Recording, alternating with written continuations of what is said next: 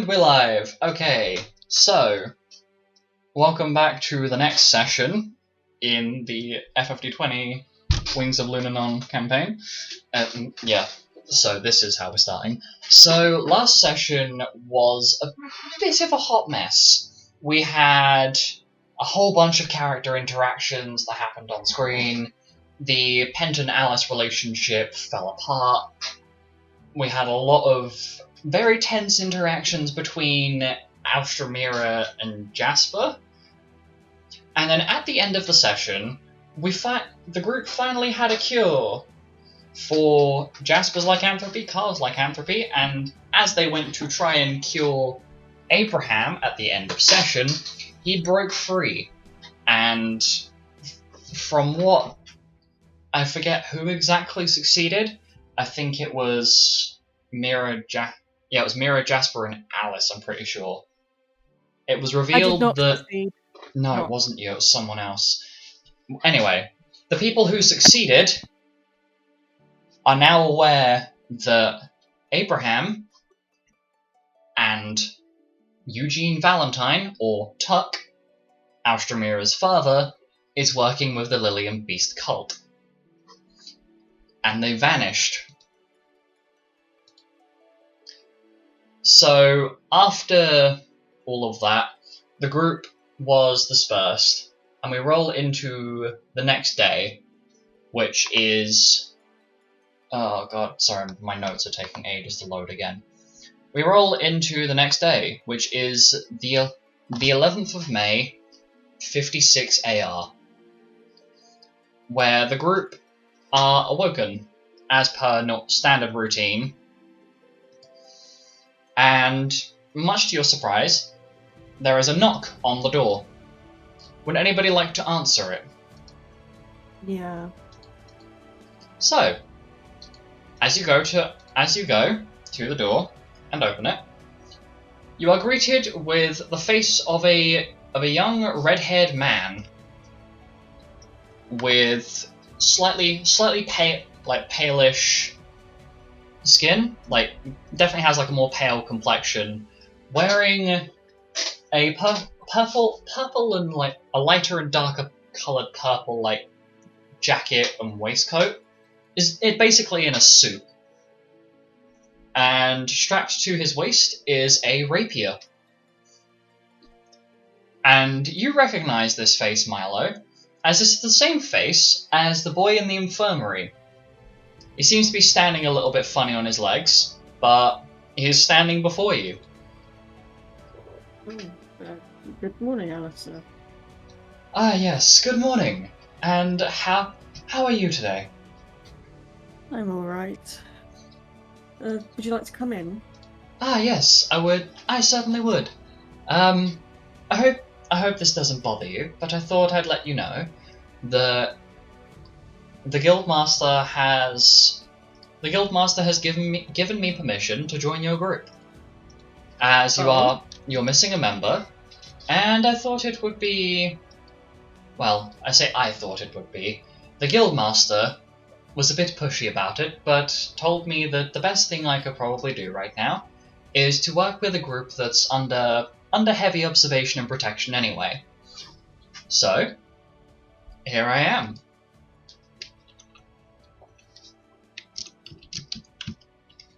He seems a little bit unsure of himself, but enters the room with his possessions and places them in the actual room itself, placing his stuff down on a freshly replaced mattress and bed that was where Father Bear previously slept and is now where Alistair's bed now is. So the group is rallied together as the day has begun, and I guess maybe to your surprise, maybe not, you are greeted by the Guildmaster, who enters the room shortly after the whole thing with Alistair has, kind of wrapped up and he's popped his stuff down.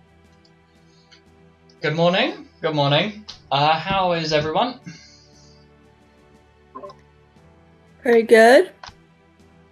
I just put my thumbs up. Yep, good. Alright. Alive and thriving. Well, that's good to hear. So, might be a little bit early in the morning to spring this on you, but I have put your group in for their F+ exam today. It's a little bit of a mess, as I'm sure the Dragon Twins are aware their mother plans on taking them back to Honeymill. I've managed to convince her to take the rest of your group with her, so you can work with the Forest Guard on 12-Gate Island for a brief period, and get a little bit of experience away from Girathina. I thought it might be quite the nice vacation, if you will, even if you are still technically working. So I decided that you would be doing a combat exam, as you don't really have the time for any of the other exams that we would normally put our other groups through, or, allow the group to actually settle on one of their exams. So, when you are ready today, we will get all of you rounded up and into the Colosseum for your combat exam. You'll be working together, so please take a moment to just get used to each other, although I'm pretty sure you're used to each other by this point. And yeah, come and let me know when you're all ready. Alright. Sounds good.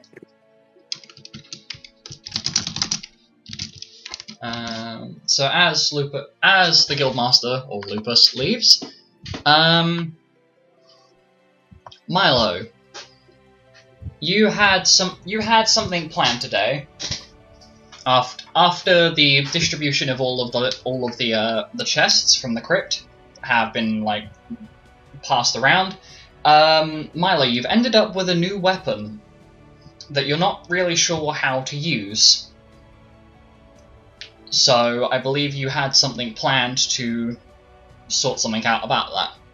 Yeah, I'm gonna see if I can find Ziffy. Okay, so Milo leaves the room. Can you roll an investigation check for me, please? This might take a while. I don't blame you. 6. 6. So, you get a little bit lost as you're wandering around. However, during your wandering, you bump into a very familiar face of Father Bear. Oh, Father Bear, hello. Hello, Milo. It's been a little while. How are things? Getting better, I suppose. I'm glad to hear it. I apologize for, I guess, just walking out like that.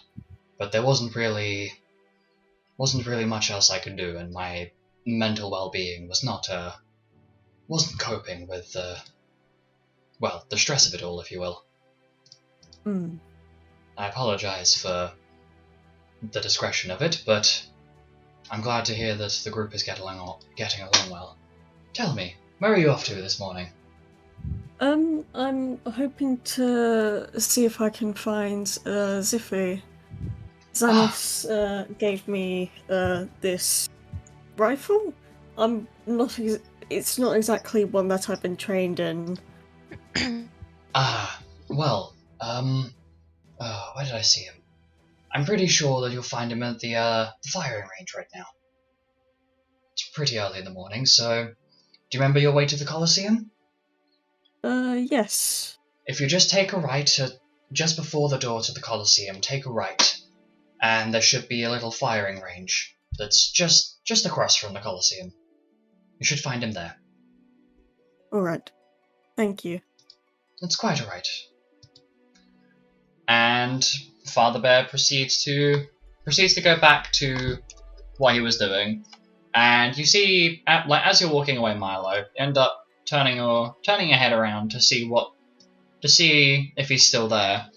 And surrounding Father Bear are a collection of four different people. 2 faces you recognise, 2 you don't. You can see Reggie and Asta, but there's also a 7'1" cave bear folk in similar looking Holy Knight armor to what Father Bear's wearing. Perhaps a little bit more bulky in terms of the actual design of the armor, but it's you're not sure if it's more or less revealing than what Father Bear is wearing, because it's definitely heavier armor, but because it's heavier armor, it sits a bit lower than it probably should. And then, much to your surprise, there is someone who actually looks like they dwarf you in terms of height, as there is a 7'5" tiger folk who looks pretty freaking strong and appears to be adorning the garbs of a typical berserker. And the group seems relatively happy, as they're engaging in conversation with one another while you're walking away. So it seems like Father Bear's return to Group A was a bit of a positive one. Even if it is a little bit sad that he's no longer with your group. Anyway, as you're wandering along, you take the same directions that. Just change the song because it's a bit too high energy. You take the path that was pointed out to you, and much to your surprise, there is this. It almost seems a little bit hidden away from everything else, as you find. Oh my god! Please, audio, cease. Sorry, stream.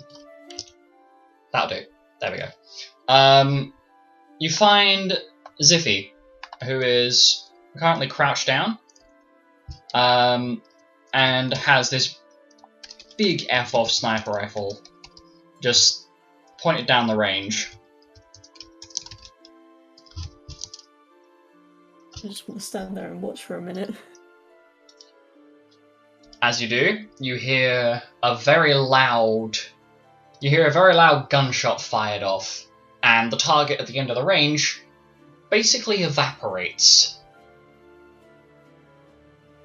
Clearly overkill is a thing that Ziffy was aiming for here. Wow.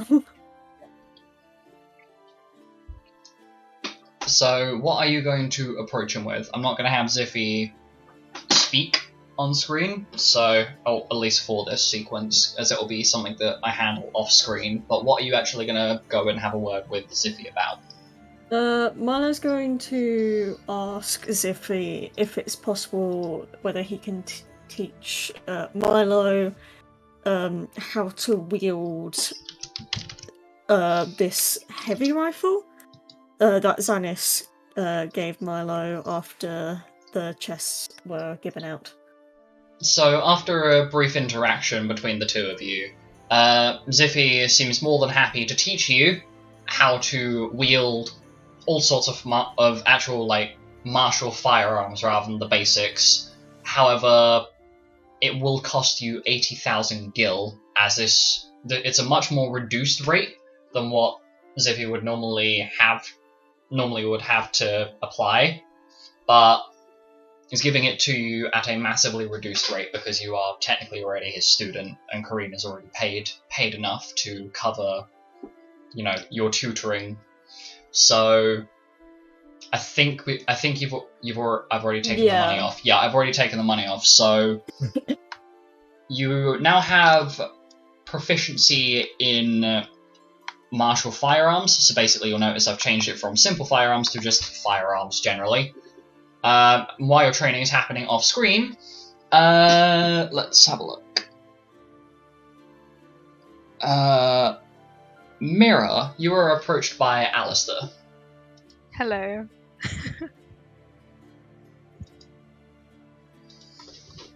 Well, good evening. Or good morning. One of those two. How are you doing, Mira? Yeah, it's been going alright, I guess. It's good to see you. I haven't seen you in a while. Yes, well, my legs have finally healed up enough. I tell you what, between Milky, Chrysilla, and Lilac, their ability to heal and repair is impressive. Anyway, I wanted to have a word with you about, I guess, how we interact with one another. Would that be alright? Yeah, that's fine. So, to clear up some confusion, I suppose my rather forward nature may have made it seem as though I'm crushing on you or have an attraction to you. And while you are definitely a very beautiful young lady, as you probably could guess by Carl's very red face over there, my interests have found somewhere else to go. I hope that doesn't upset you.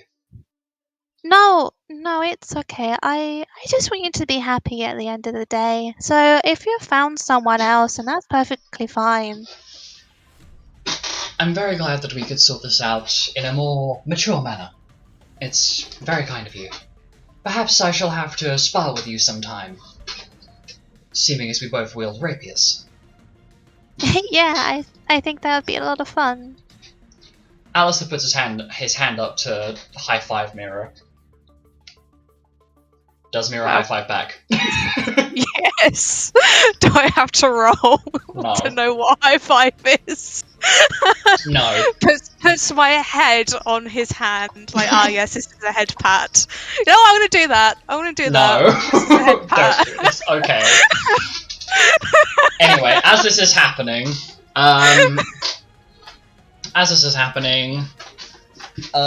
Alice. Yes. Sorry, I nearly burped straight into the mic. Oh, Wow, it's almost like Milo. I believe that you had something planned in relation to the Guildmaster in terms of an interaction you want to do this session. Perhaps we should go forward with that. Sure, do it. So, Alice, you leave the room to go and find the Guildmaster, and sure enough, he's in his office as usual. And the song has changed again. God damn it. Yeah, I'm okay with this. So, as you enter the office, Lupus lifts his head up. Clearly, he's prepping the paperwork for...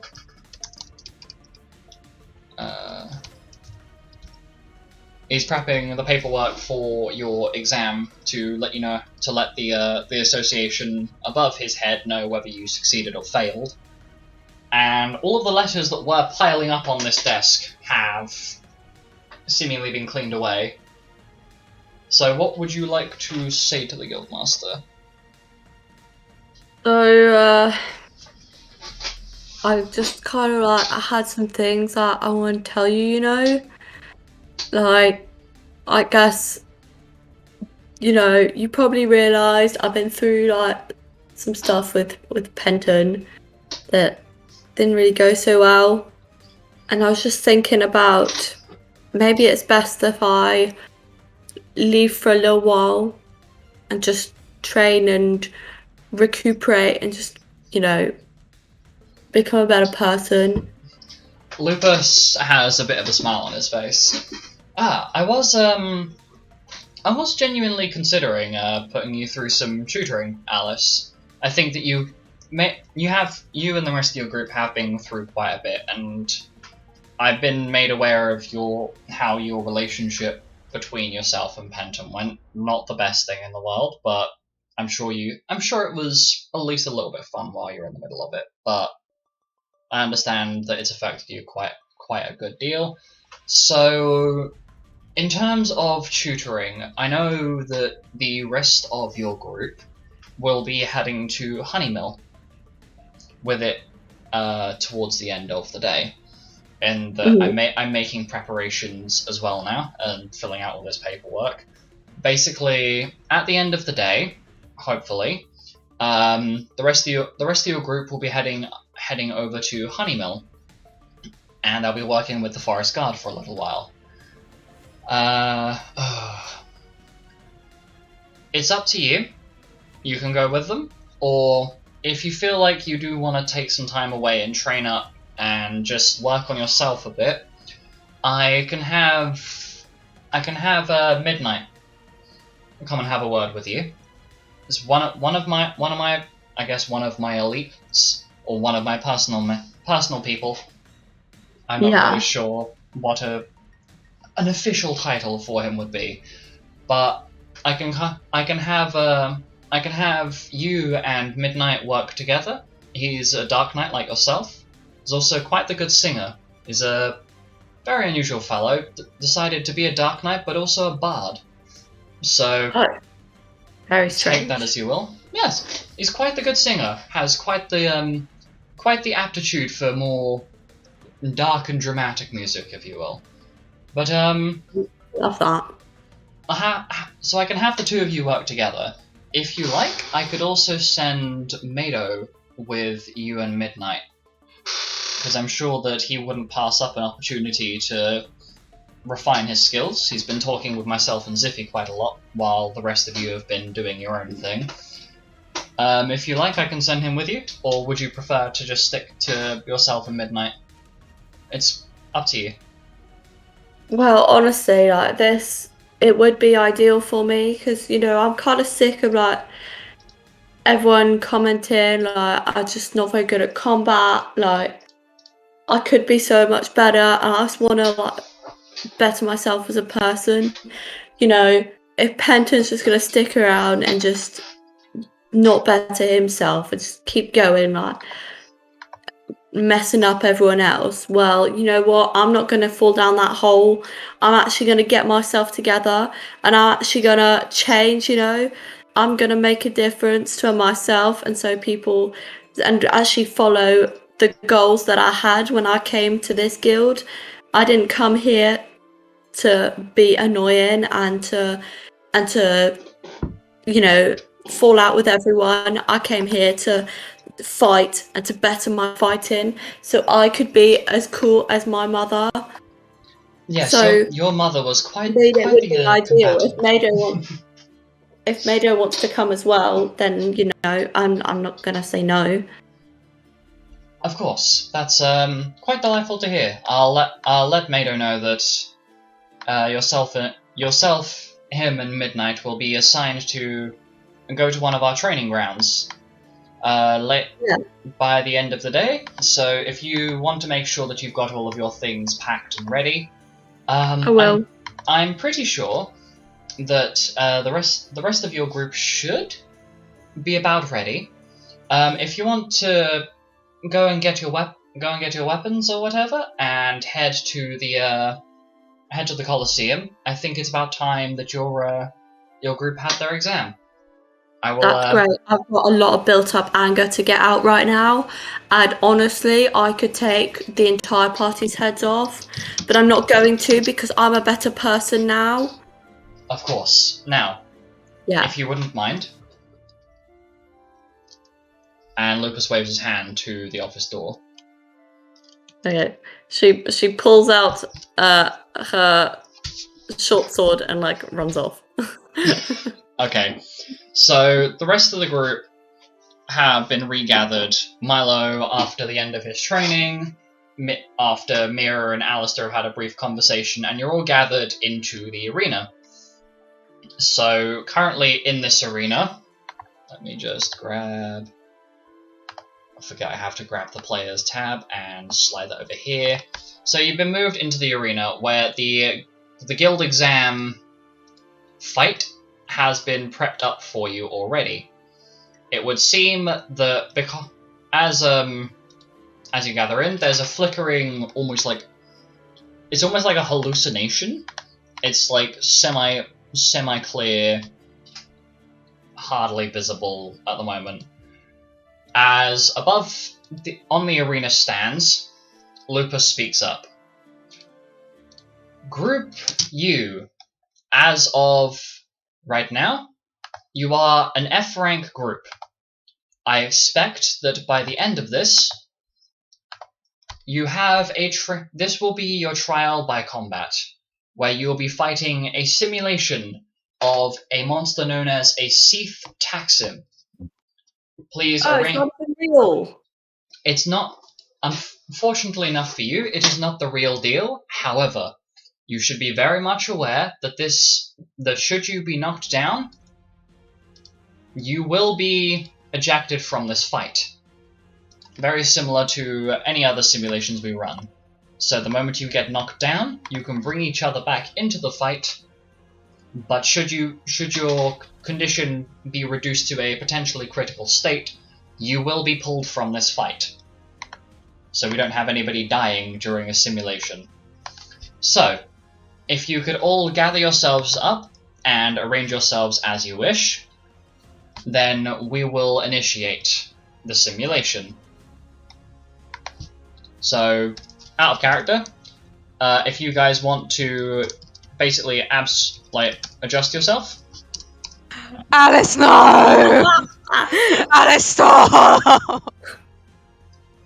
So, I'll draw it on the map. Your limit is behind this line. So stay behind that line. Behind that line. Alice, behind the line. Alice, we're at the train station behind the yellow line. I know it's the cyan line. I swear she did this before. She did this last time. Behind the cyan line, unless you want to get hit by a train. Choo choo. Choo choo, bitches! Woo! Yeah. Okay. Rosemary doesn't even fit behind the line. Rosemary is the second. Rosemary Is the train. Let me just grab my dice. This is very one-sided. I must admit. Fucking Alice is all his own, bro. It's okay, Alistair, I'm coming. Where is? Oh my god. Oh. Your friend zone. Sorry, Alice. We're done. Okay, so. No, I actually need to be next to Alice. Something to note. There are a couple of new little bubbles you should be able to see on your pages. Or on the screen, I should say. So anything that is within, this will be for both Alice and Mado, that little 10-foot radius around both of you is your aura of cowardice and your aura of despair. So anything that's within those bubbles will take -4 on all fear saves against fear effects, and things in that range will lose their immunity to the fear effect. And then, in that same thing, anything that's within that bubble will also take -2 on all its saving throws, but that doesn't stack with your auras don't stack with each other, just so you're aware. Okay. And then, this is a general notification for everybody who wishes to not perish.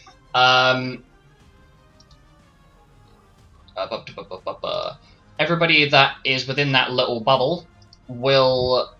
Oh, fucking... I forget what the thing is. Everybody that's within 5 feet of Xanis will receive +6 to their con saves and dex saves. Oh my god. So basically, adding Xanis's wisdom modifier, because he got a pretty nice magic item out of the rolls. Oh shit! Can you guys can't see each other's bubbles, can you? Hold on, I forget this is a DM visibility. Yeah, we can.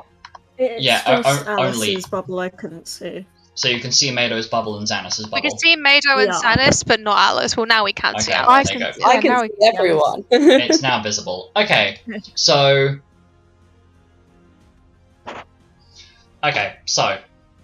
let's get this rolling, shall we? If everybody would like to roll me initiative, smiley face. Initiative. I will roll. Where is my roller? Let me just roll. Oh. Alice, the roll. A natural 1. That's a good start. Yeah, go Jasper. Woo! I'm not awake today, apparently. Jasper is never awake. Jasper is never woke. Jasper is not the wokest. Also, Jasper's very Milo, woke. don't worry about rolling for Carl, because I have done that. Okay.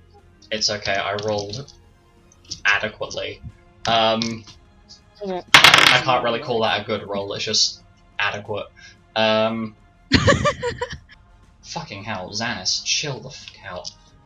No, let the boy go insane. He has not had his meds. I rolled 18 on the dice, so this boy is going new. Okay, and then, just so I can get the NPCs out of the way, sorry I'm rolling them first over you guys, just because they're an obnoxiously large number Can't of believe this. painful rolls I have to do. And plus it's funnier to bump, whatever. Alice, what did you roll? 12. Austramira. Huh? Oh, yeah, 19. What was that D20 in the Roll20 chat then? That was me accidentally clicking. I was just fiddling with the options. Oh, okay. Yeah. Yeah, that was just me being nosy. That's nothing to do with that. You know I use wizards. Yeah, I know. Anyway, Jasper. Natural 1, so 3. Solid. Milo. 23.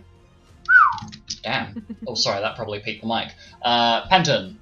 The medic is woke. 12. And then I roll for the simulation. Uh-oh. Okay, that's acceptable. Why did the skater boy start playing?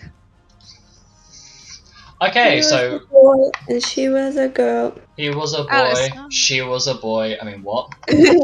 She was a Seath. Now we're all going to die. Anyway, Woo! the first person to act is... Oh god, it's Xanis. The Yumi boy. It's Xanis. Okay, Xanis is going to hold his actions and wait for Milo, because he's waiting to see what happens, basically. So, Milo, Oh, great. Xanis is waiting on you to see what you do. Oh. Technically, I didn't prepare any injections. I would have assumed that you prepared those at the start of the day. So I mean, that'll it takes be... an hour. Yeah, I would have assumed you'd done that at the start of the day. Okay. Like, I will assume that you normally get up and start doing that before the day actually begins, kind of thing. Right. So it'll be at your discretion, basically. Okay. So, I don't know what I'm gonna do. well, it's you, Xanis, and then the Seath that acts next. So, if you want, I can just jump straight in with Xanis, rather than having him wait. Please. Okay, so Xanis is going, after realizing that Milo is hesitating, is gonna just jump straight in. And proceeds to... it's a 20-foot radius, isn't it? Hold on. Where is my ruler? So that's 4 squares. So Xanis is going to move up to here, and is going to unleash Primordial Howl, forcing the Seath to make a saving throw. But what saving throw is it? It's a Constitution save. Oh no. Welp. Wait, what's this prof bonus again? I should have filled out these saving throws beforehand. Oh, it succeeds, unfortunately. So it doesn't take the status effect. Where is it? Failed save. Oh, it's only on a failed save. Well, that's unfortunate. So Xanis wastes his Primordial Howl, realizing that, oh shit, things have not gone well. Xanis proceeds to use... he's just gonna run in. Proceeds to draw his silver gunblade, the small silver gunblade, short sword, whatever, and the knife moves in and rolls to hit. They nat 20 on the first and an 18 on the second, so Yellows both hit, so let me just...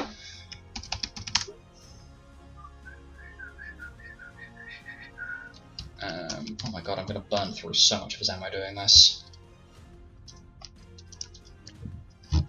So he does 2 trigger attacks.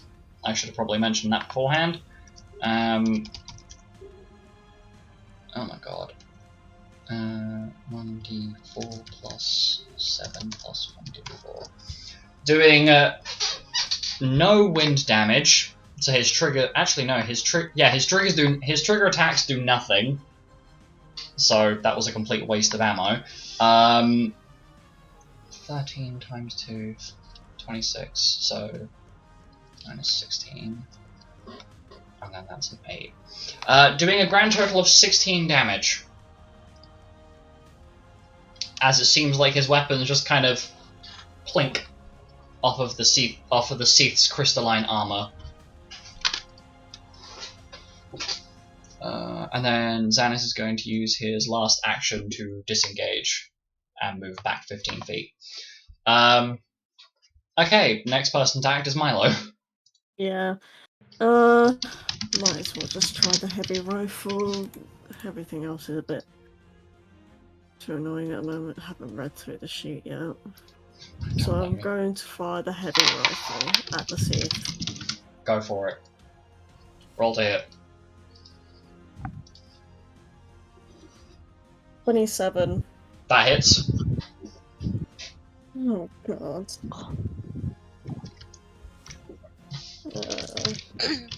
Wait.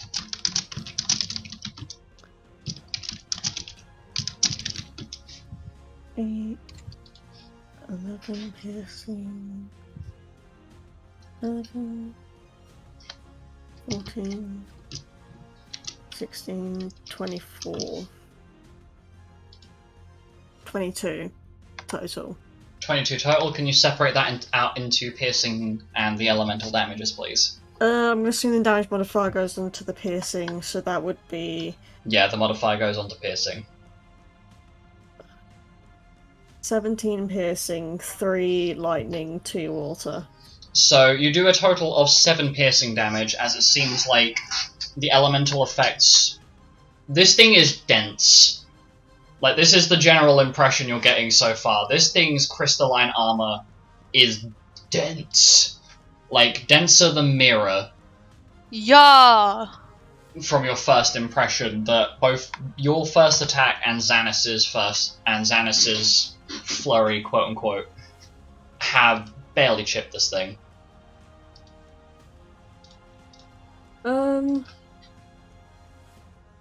With the since it's got a clip, do I still need to like bonus action reload? Nope. You will need to remember how much you have left in that clip. Okay. So if you want, I can add that to your little sheet where under your attributes. It's fine. It's fine. Don't worry. Okay. But no, you wouldn't have to bonus action reload. Okay, so I'm going to use my second action to fire again.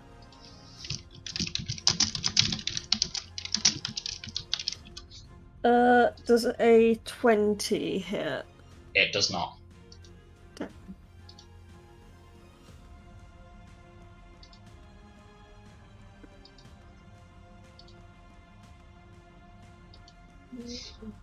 Okay.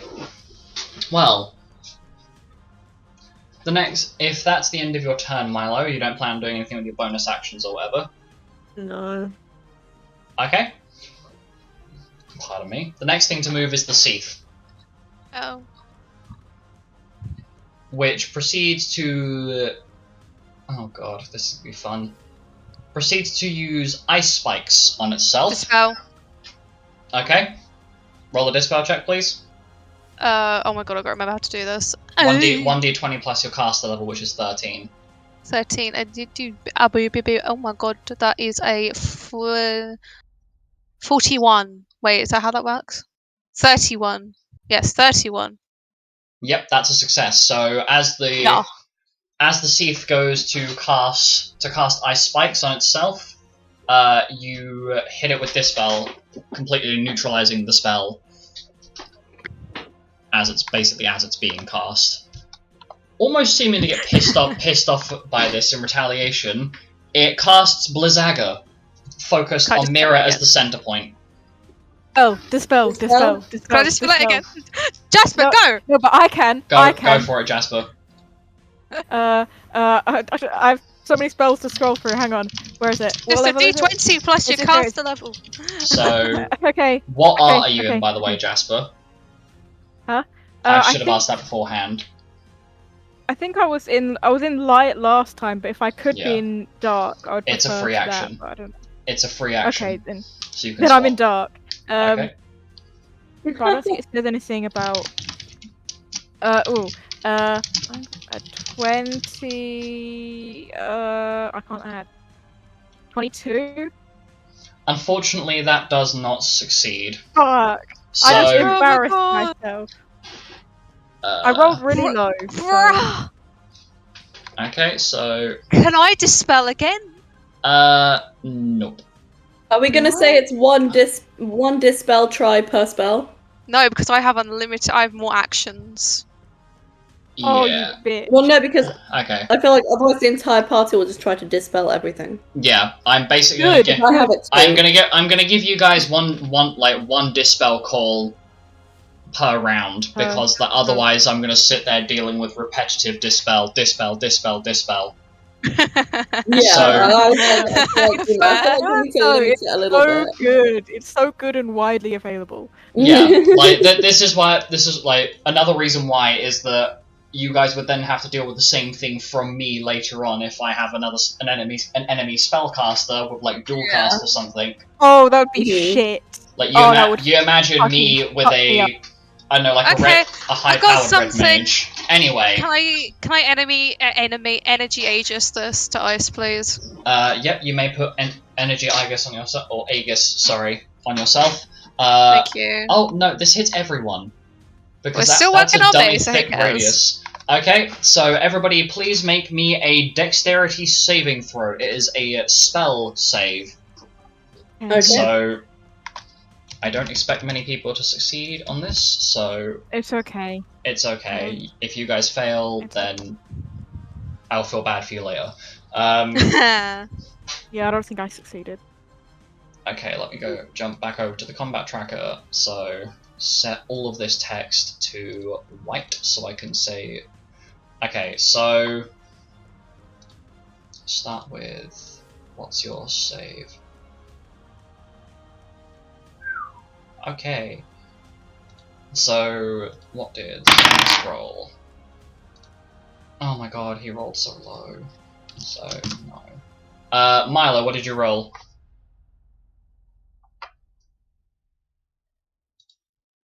You're muted. Hello is muted. Oh. In total.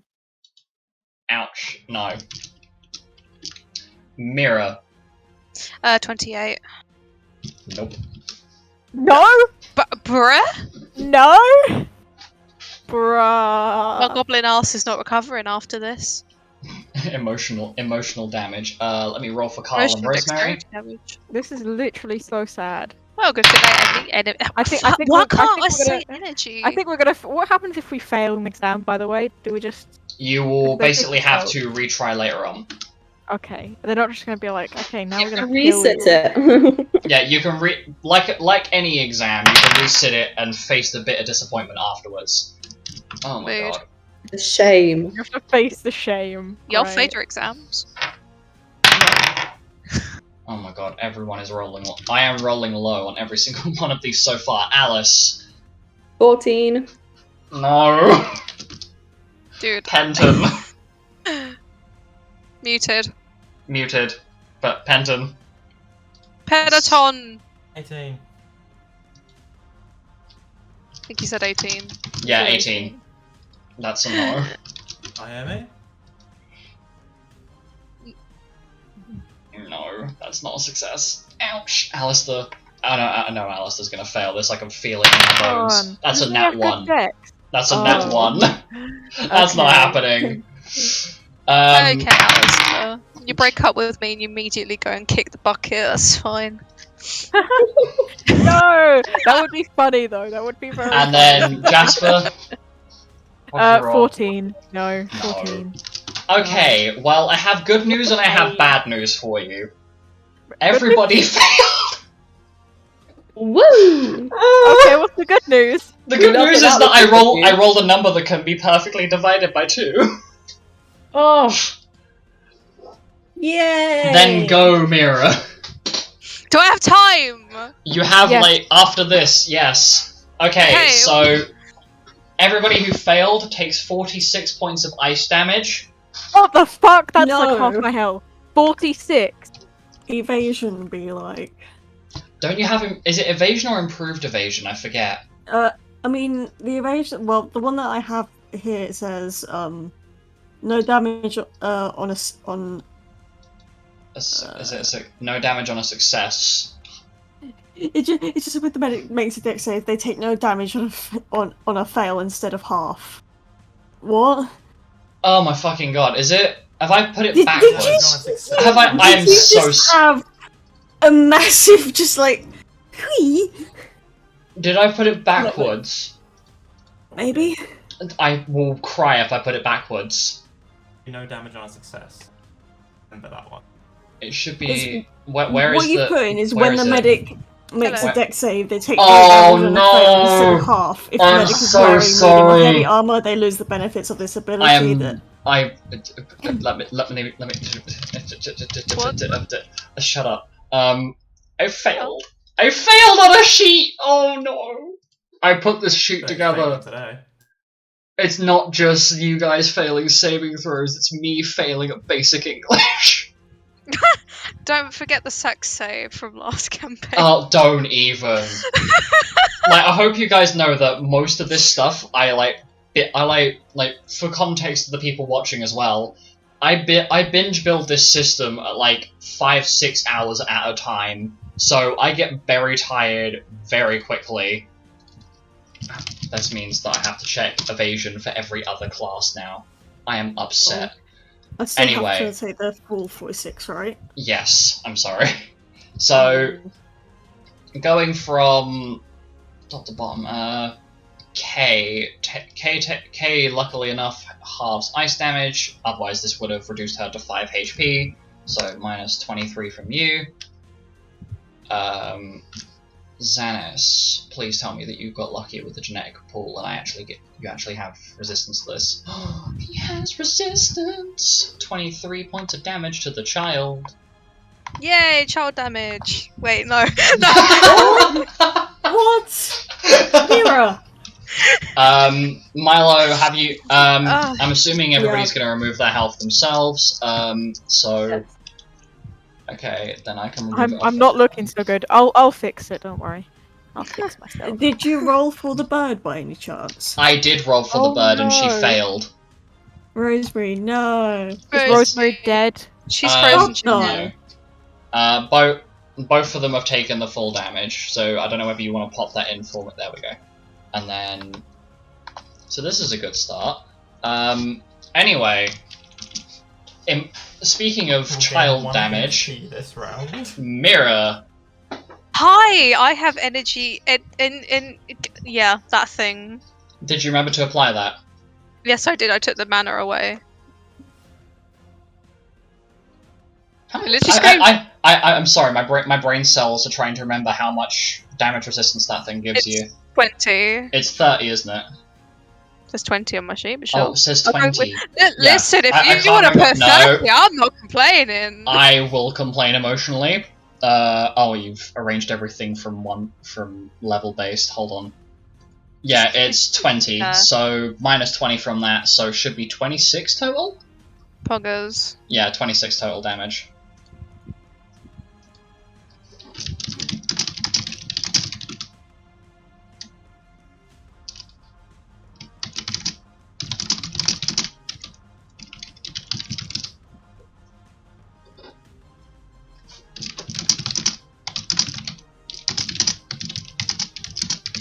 Okay, so after that, sorry, my brain cells are being very slow today.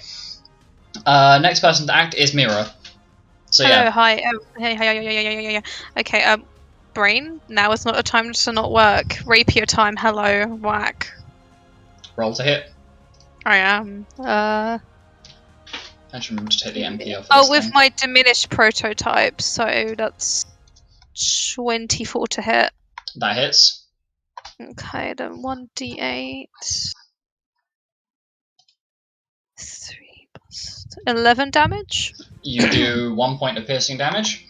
Okay, and then I'm going to cast Hastia on Haska, sorry, on this spot here, so it does encompass everyone, just barely. Okay. Yep. So please remove the MP from that. Everybody now has haste. Has haste for the next, I believe it's 13 rounds, isn't it? Yeah, minus 6. Sorry, bear with me. So for the next 13 rounds, everybody has haste. Yeah, and then I'll cast Imperil.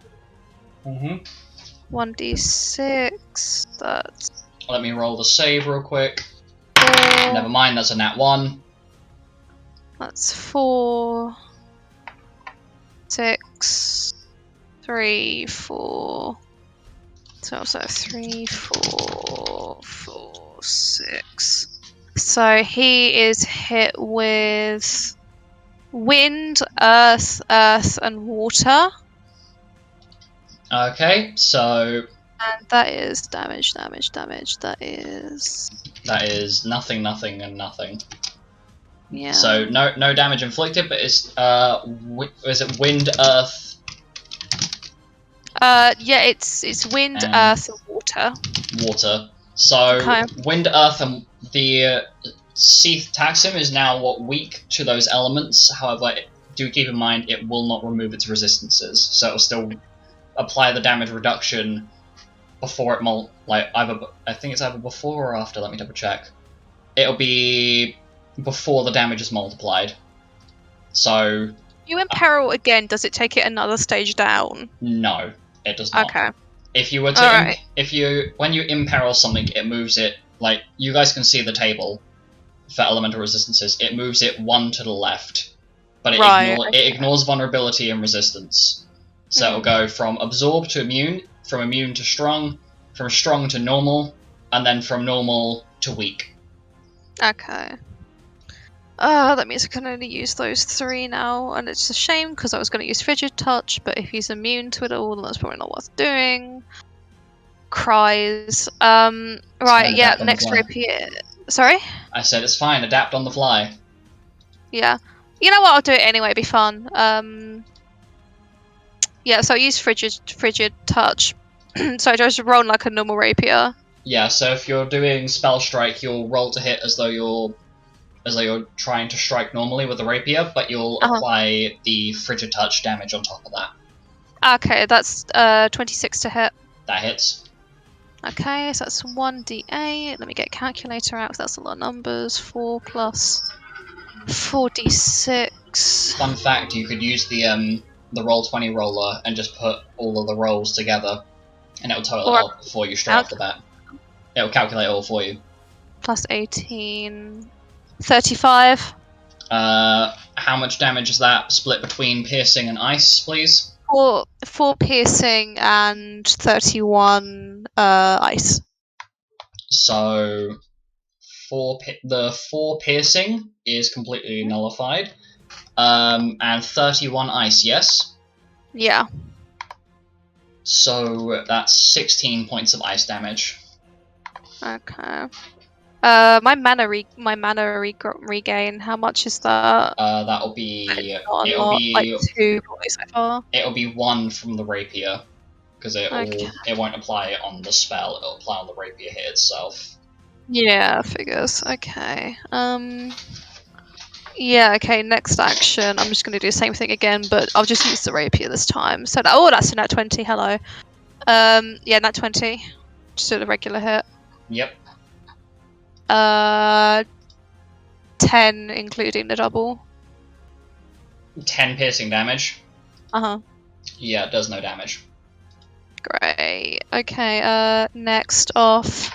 Oh boy. Maybe I should just imperil this thing again, see if I get lucky. Yeah, I'll just imperil again. Okay. the DC for that save, if I remember correctly, it's Wisdom? Let me have a look. Yes. Yeah, it is. What's the DC? How do I... Oh, Wisdom for level 2. No, as in, look, it'll be because you're using your intelligence to cast your 17? magic. Oh, 18 then. That's a fail? Yeah, it's a fail, because I rolled a 17 total. Okay, right, okay, yeah, so I'll do that again. Roll 1d6. That's 3, and then 3d6. That is...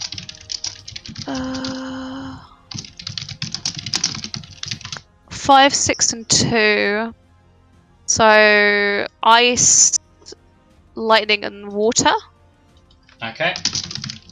So, it won't double up on the lightning, or on the water, but this thing now has takes double damage from wind, earth, water, ice, and lightning. Okay, someone put that in the thing. I am putting it down on the thing, on my actual sheet, so don't worry. I got it. Okay. I'm about to just dunk all of my MP. So basically is it weak to ice now? Yeah, so it will reduce the ice damage by its resistance, and then double it after that. So say if a monster has 10 ice resistance, but you do 15 ice damage, it will reduce that by 10, so it'll be 5, and then it will double it afterwards. So it'll be 10 damage total, if that makes sense. Yeah, okay, I'll use freeze then. Can you make me a dex save, please? Sure thing. That is a total of... Oh god. That is a total of 15. What am I comparing that to? Intelligence? That's definitely more than 15. Yeah, that's more than 15. Yeah, so... Okay, so you failed. I just want to clear this up for you, because I think you might be pulling wrong DCs here. Probably, yeah. yeah. On the combat page, these ones here that I've highlighted, those are the DCs you should be looking at. That's what I'm looking at, yeah. That's what I'm looking at. It's just sometimes I don't know when I'm looking at wisdom or intelligence, but I'm just going to assume that it's intelligence. It's level 6, so it's 22, so yeah, you failed. Okay. So 10d6 plus 18, 34 plus 18. Okay, that is 52. Oh yeah, 52 damage, and you are frozen. Okay, for 13 rounds. It's immune to frozen, but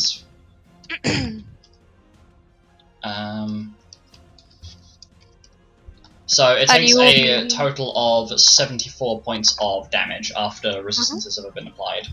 And you need to keep rolling dex for me every single turn for like 13 rounds. Yeah, so every single round until I make a success. Okay. Was that my second spell or my first spell? Second, I believe. Second, okay, rapier time.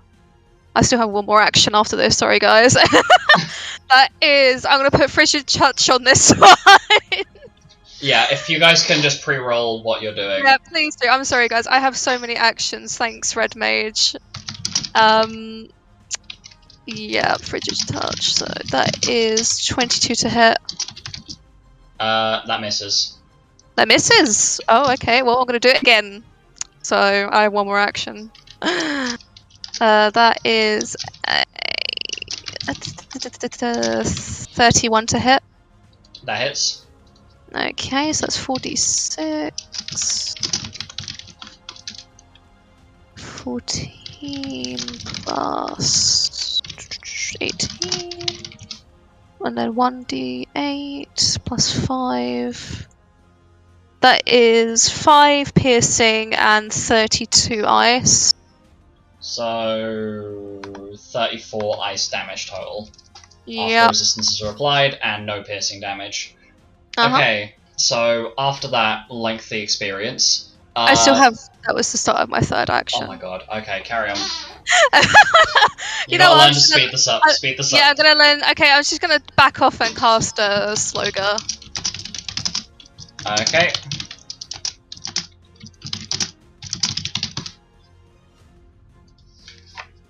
So that is a nat 20. So, yeah, no, that's not happening. Really? Yep, it's a nat 20 plus. plus its bonuses. Ah, shit. Okay, fine.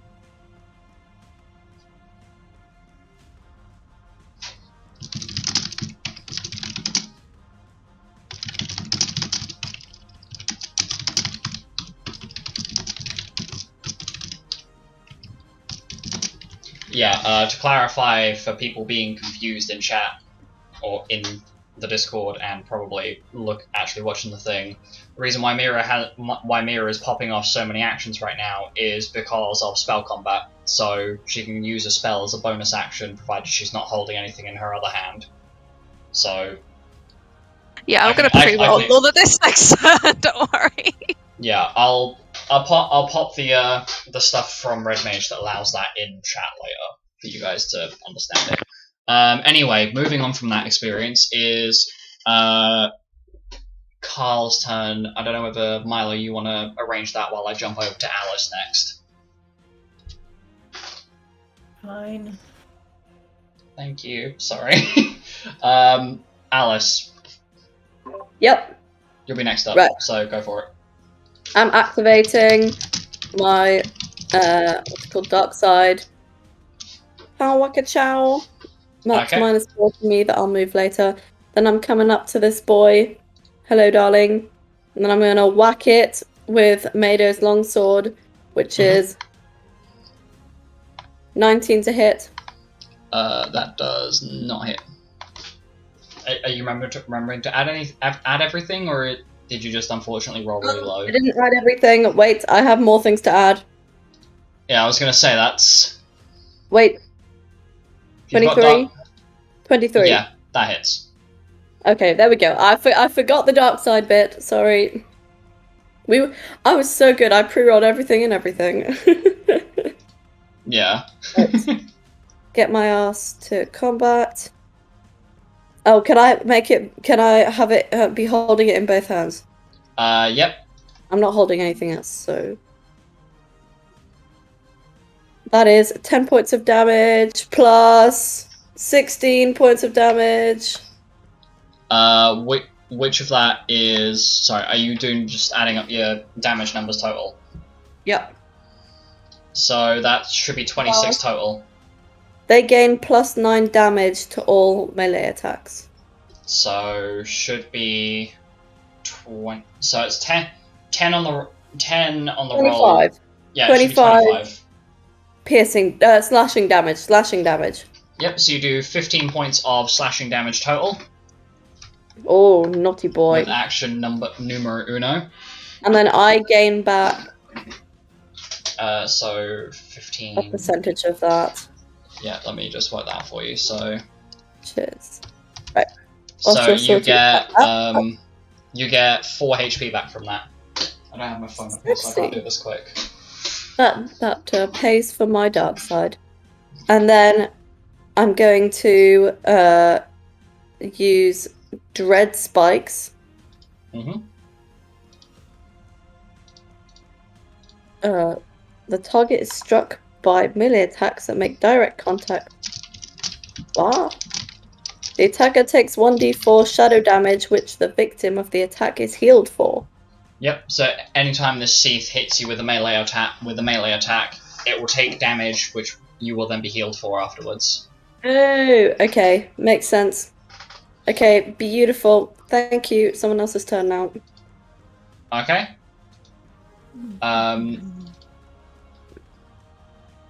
Just remember, Alice, that you should have a couple more 2 actions left because you've got action 3 and haste. Wait, I have more actions. Yep. If you want to prep those 2 or hold them for now.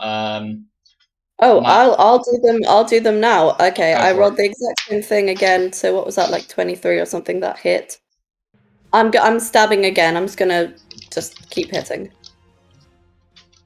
Okay. With the short sword, and then I rolled 19 to hit. Yeah. That does not hit. Okay, so one of them hits and one of them doesn't. The one that hits, it's 5, 11, 20 points of damage. 19. No, the other one. That is in Oh, 19 so points of 20 damage total. 20 damage total. 20 damage total, so you do 10 points of slashing damage. Yeah. Okay. So, we jump back to Carl. Thank you, Milo, for enduring that. Do you want me to jump back to it? Do you want me to jump back in a second? Because we've basically got... I've got an idea. Okay. Thank you. For his first action... Shit, which one was it? He's gonna put up Stalwart Standard, and is going to put that on Rosemary, so it's within 60 feet of Rosemary. Okay, let me just pop up the aura. So, big blue bubble about to go new. There you go. Then we'll do this now. Bonus action. Wait, have I not been... Okay, no. Sorry. I was just checking. Commander's aura. Ooh, And because dual does aura. dual aura, that's just bonus action anyway, right? Yeah, so that would be part of the bonus action. So you could put up two Right, auras okay. rather than one. Healing lesson and destructive counsel. So everyone within, where is it, 90 feet, Okay, let me pop up gains the console. fast healing 10 and +8 to their damage rolls with weaponry.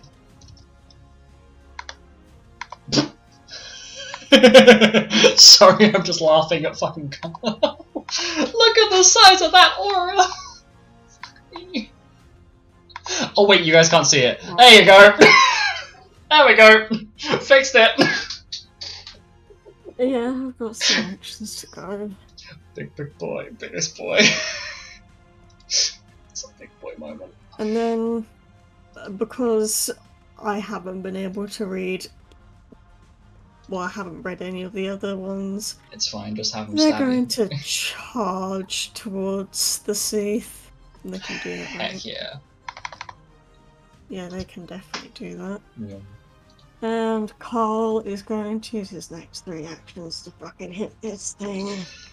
I'm on the wrong sheet. Okay, so second action, spear attack. Yep, roll to hit. Oh fuck, that's not hitting anywhere close even with anything add-ons, because that's a 3 on the dice, so that misses. Ouch. Third action, another spear attack. That would have been a 20, but it rolled into a 2, so it doesn't fucking hit.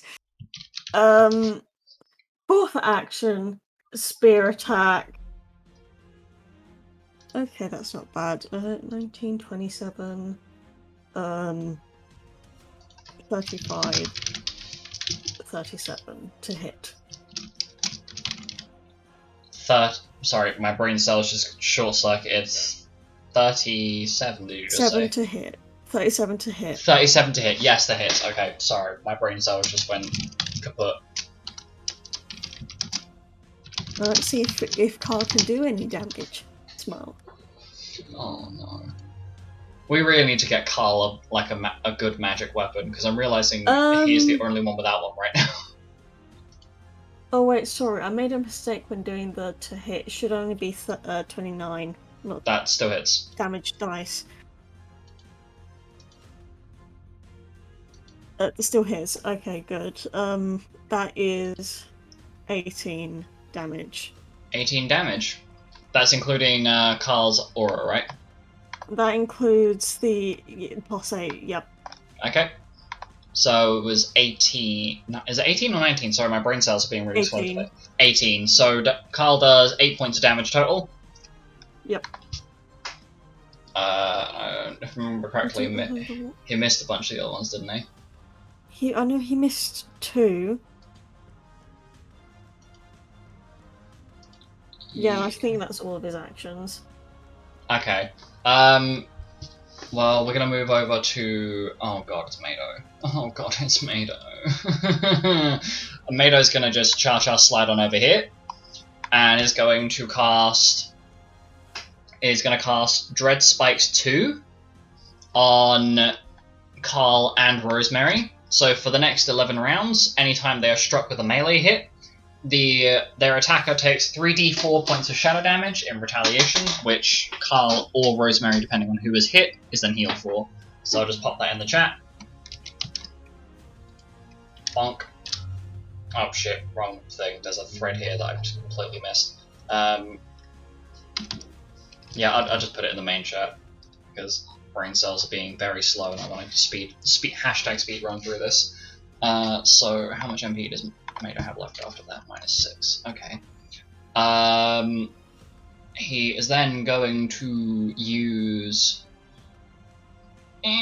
He's going to use E. He's going to cast Lesser Gulka's Strength on himself and on Carl, which I'm pretty sure. Yep. So that's another -4 MP. So Carl should now have a +4 to his strength in the little temp boosts section. Same with Mado. That now lasts for the next... Where is it? For the next 11 minutes.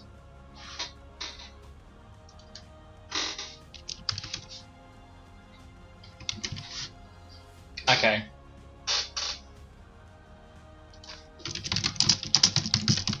Eventually I will get round to programming a little app for this, so it makes life easy, but until I get the chance to fully complete everything. Okay, so that's Mado done. Penton. Oh. Okay, so we're going to use the only movement I can do that can get me close enough in my movement speed. Right, so there. They use the first action to an item, and I'm going to use the Choco Shield. Okay. Off. For...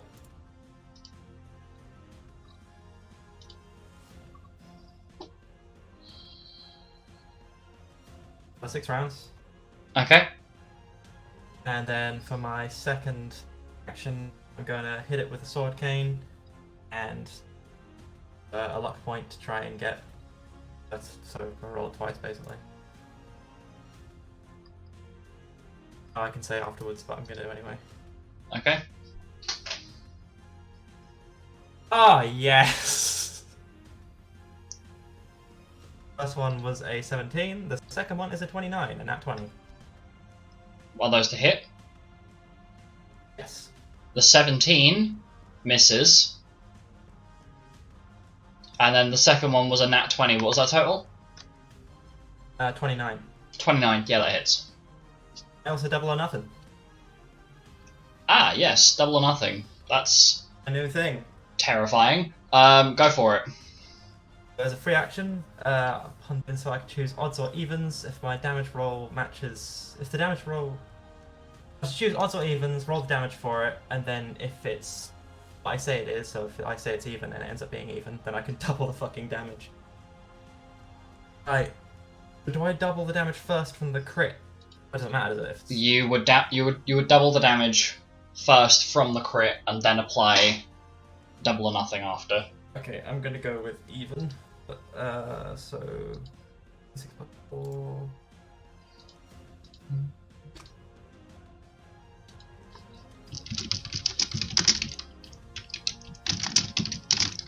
So 16 damage is even, so 32 damage.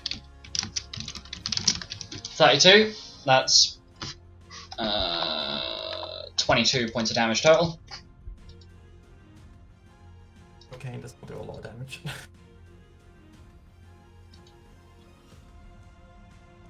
That's the end of my turn. Okay. Which means the next person to... Oh, hello. Hello, you devious little shit. The next person to act is Alistair. Oh, this is gonna be fun. So... Oh god, I forgot how shit your hit rates are. So Alistair is going to move up. 5, 10... Okay, Alistair's going to move up. And is going to... cry on the inside. Where the fuck is it? I literally just had this highlight and I've clicked off of it and now I feel like an idiot. There it is. It's going to use Superior Feint. So he thrusts the rapier in such a way that kind of the kind of surprises the Seath, and it now has a -4 to its AC until the start of Alice's next turn, or Alistair's next turn. So it now has an AC reduction. I'm going to pop that in the notes. Oh god, now I have to actually do a thing. Where is this thing? I can't find it. Brain cells, please.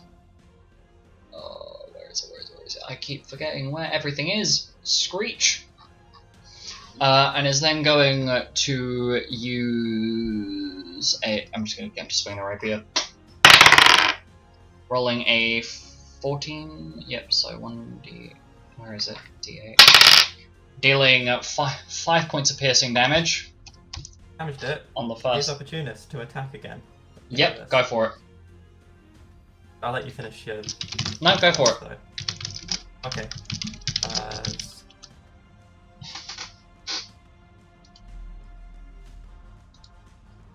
That's 22 to hit. Yep, that hits. A bit quicker this time. Wow, that's shit. There's an extra 5 damage. I rolled a 1 on the damage. So 5 total. Yep. Yep, so there's no damage. And then with... Oh god, this is gonna go... Alistair seems to be preparing to strike, but is now holding what he's doing until the end of the round. I'm gonna throw Jasper at this next because I've got to work out what the hell I'm doing with Kay. So Jasper, your action. Oh my. Okay. So my first. Okay. First of all, I'm using the alacrity, so that I'm using a bonus action to cast another spell. That's an action. So I have 3 spells. They're all lined up right here. First, I cast Drain, which is a 30 to hit. You will need to move up. Oh, is it? Oh, it's fucking touch. Oh, well, never mind. I'll just cast Blizzard again. It's fine. Okay. I'm not doing that. I'm not getting anywhere near this fucker. I mean, you could probably reach pretty easily. Yeah, but I don't want to be near it. Is the point? Fair. I can still. Anyway, so instead, next Blizzard. Yep.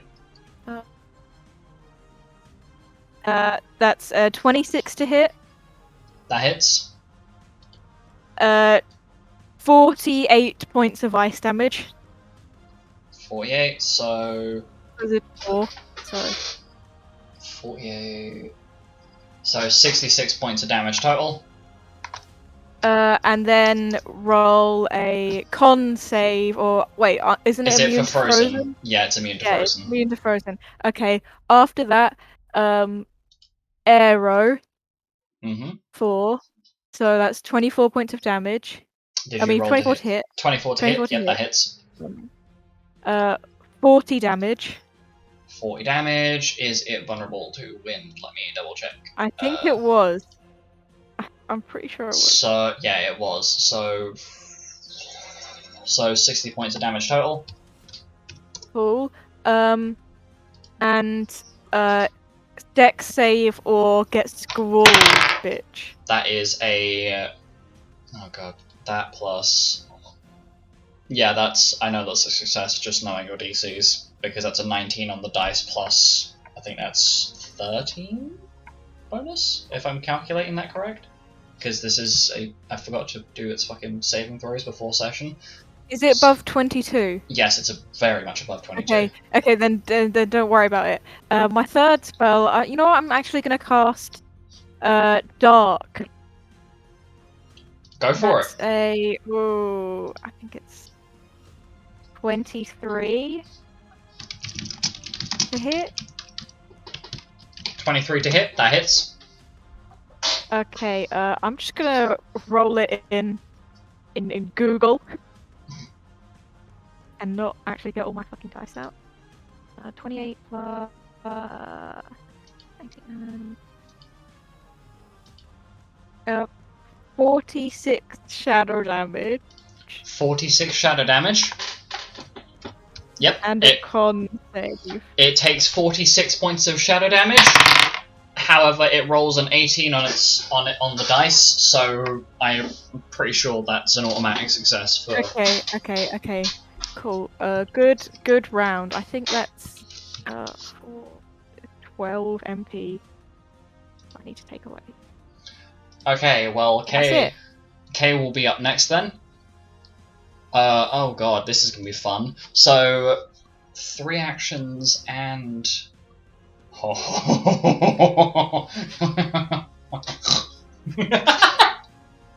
started laughing, trying to sound intimidating. I fucking snorted. Okay. What's wrong with you? Don't say a lot of things, you already know that. Yeah, true. So, Kay. Oh my god, please tell me that you guys are a potential center point I can use. You are. Ah! You are. Kay proceeds to dual cast Curiga, healing the party. Oh my god, this is gonna be such overkill. This is why white mages are terrifying. Healing everybody, because I think that radius stretches far enough. Stretches far like my pocket on a month full of snacks. Yep. Everybody in that everybody is in the radius, so everybody is healed for 87 HP. Yeah. Thank you, Kay. Everything is okay. Except me though, right? Because I have thingy on dark side. Yeah, no, it won't heal you. Yeah, cool. Didn't think so. Is healed for what? Sorry, I blanked out it.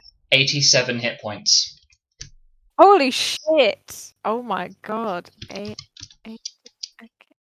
Okay, it just.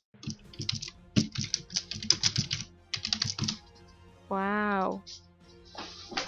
And then immediately after that, Everybody heals. is gonna follow up with casting Shield on herself. So she now has +4 AC. And this is 87 hit points.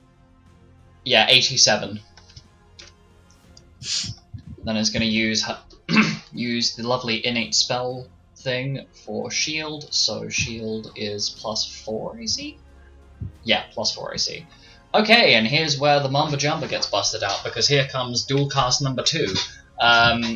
As Kay uses her movement speed, goes over to Milo, and proceeds to smile menacingly. No. Okay, no. Moves over next to where Milo is, and proceeds to then cast... Where is it? Yeah, we're going to save that. So the cast will be Faith on herself. So for the next 6 rounds, she has +6 to magical damage and healing.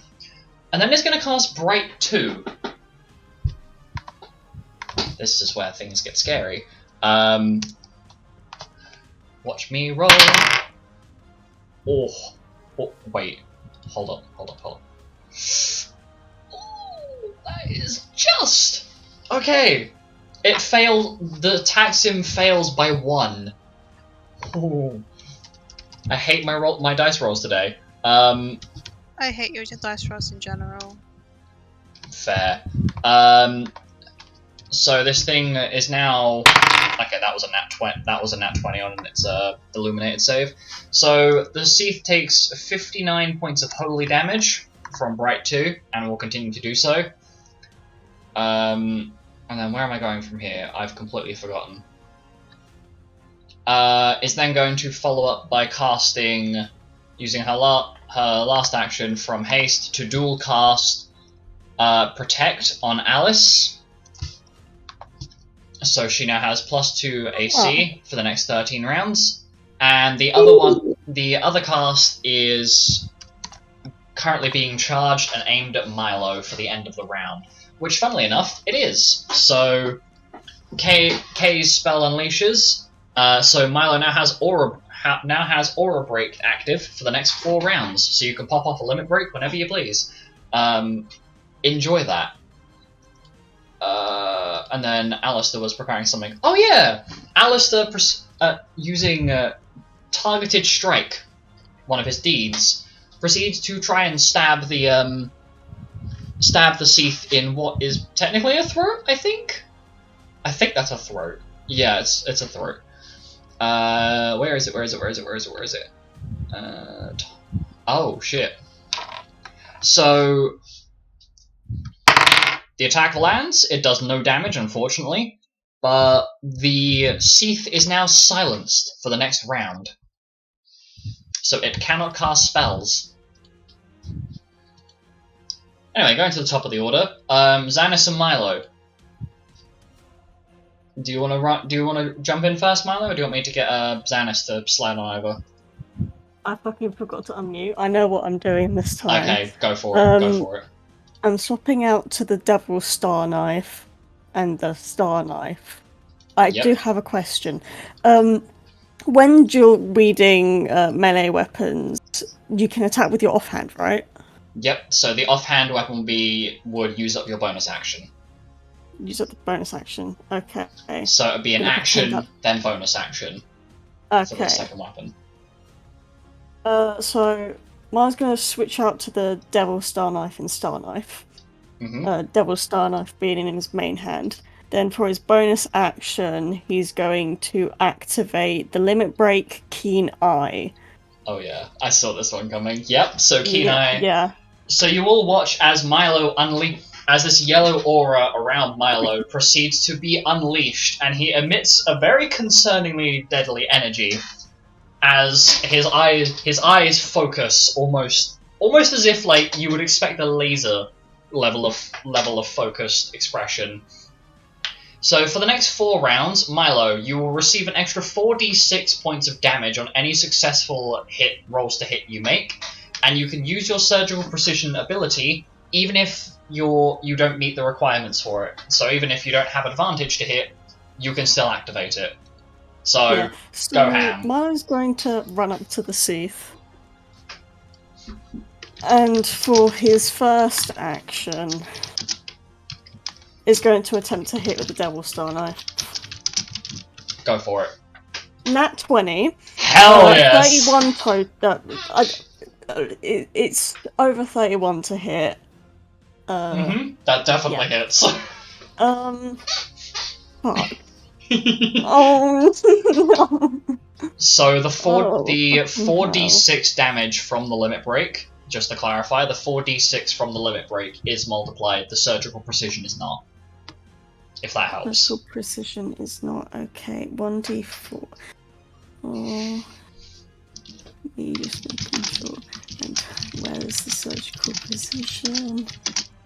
Oh dear. 5. Oh, Jesus fucking Christ. 5d6. I'm gonna roll the 5d6 and.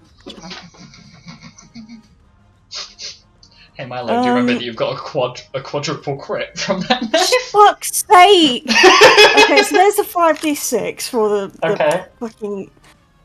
No, let me just roll fucking everything else. Fuck This is all piercing damage. So this is just all gonna stack on itself.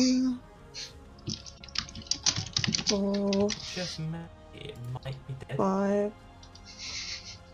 11, 16, 24, not 24, 22 times 4, 88 plus, what was it? 22, that's 110 piercing damage. Yeah, that thing is dead. For context, this thing has 10 points of piercing resistance. Woo! So you just did, I think, was it 92, 93? It was 110 piercing damage 110 total, so yeah, 100 damage. You just did 100 damage. It had 81 HP left, so congratulations. Oh.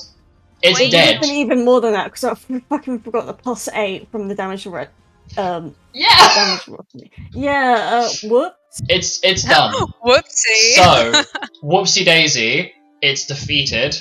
So you're all a bit battered, all a bit wounded. I don't know what you mean. Full HP, mate. No, we aren't. Um, we actually are. So,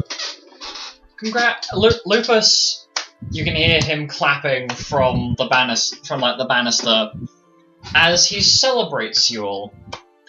Well done, everyone. You have passed your F+ exam. I will be sending off the certification to the GGO, the Global Guild Organization, and you will now be openly acknowledged as an F+ group, meaning that you'll be able to accept more missions. And when you open the guild's chest each month, you will get a little bit more out of it, or something potentially better out of it. So, that is, like, you guys are given a little bit of healing, a little bit of treatment to restore any lost HP or MP. I'm just going to throw us back to the hub map, so you guys don't have to screech at the number of visible auras on screen. I mean, only 2 of them, actually. There are I'm pretty sure there are 6 or 7 of them. Right now, there's just 2. Yeah, that's because the other ones are hidden. So... Oh, look at my Epic. sexy circle. Oh my god, can I T-pose inside your circle? That's You're already T-posting inside my circle. that I intended. I would love to T-pose in your circle. Okay, so... congratulations on beating that. If you wish, you can go and you can go and open the guild chest. Let's go! So if you guys want to do your rolls, then... Is it just a B100? Yep, so as you guys are healed up, upon Lupus reminding you that this thing exists and that it has refreshed for the month, you may go and open it. So, Okay, I'm just gonna jump over to this. Okay, so this is the one time I'm going to use a D100, and also there are a bunch of character interactions that I'm going to be speed running my way through in a minute. Do we get any pluses? So, because you are now an F+ group, you will receive +8 on the roll. Oh, damn. So, For fuck's sake. Lupus, you're about to hate me. so, You have 108. We'll let me just jump in. I knew it. Unfucking believable. Milo, what did you roll? 14 total.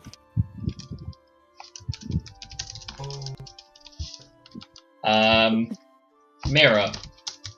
Yeah, I got a 96 +8. That's 104.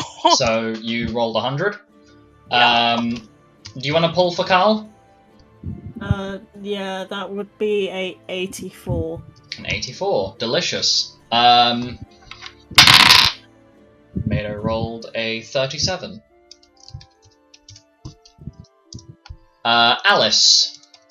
27. 27. Yep. Is that including the +8? Yep. Okay. Penton. So I the luck point for it. Mira, we can hear you I breathing into originally the rolled mic. 14, and then I rolled a 92 Yeah. +8, which is 100. Okay, so you have rolled 100. I'm assuming that's what you're taking. Alistair, what am I rolling for you? Small twink man. 61. Okay. Okay, I don't care about you, but you're probably gonna roll another weapon. Oh, you're not completely useless. And Jasper. What did you roll total? C +8, so 68. 68. Lovely. Okay, so you have done all. Close. I will inform you all of what your pulls from the chest are once we're done with today's session. But I can tell you now that 2 of you rolled permanent stat boosting items because your luck is absurd. I can't believe this. Oh my god. Well, Those of us who rolled below 30, we get a piece of coal. Yeah, Woo! Alice, you actually pulled a piece of armor. Milo pulled Close to Cole.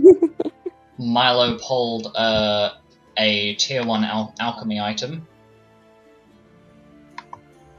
Xanis pulled a rarity 5 to 6 magic item. Mira pulled a stat booster. Carl pulled a lot of money. Sorry, I'm just running through these so you guys know what you're getting. Mado rolled another non-magical weapon. God. Alistair rolled a rarity 3 to 4 magic item. Penton rolled a stat booster. Kay rolled a money chest. And Jasper rolled a electrum chest, so a bunch of money and stuff. Anyway.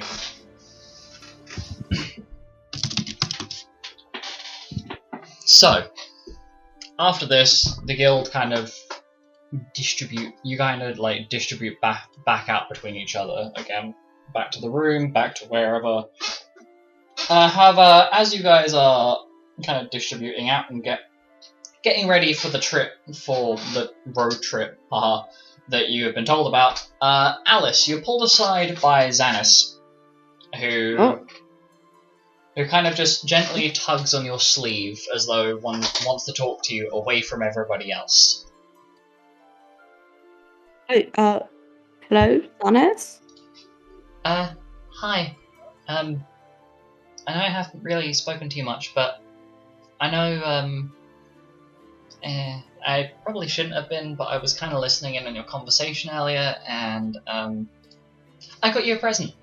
And from one of the pouches on his oh my god, brain cells, I'm trying to find it.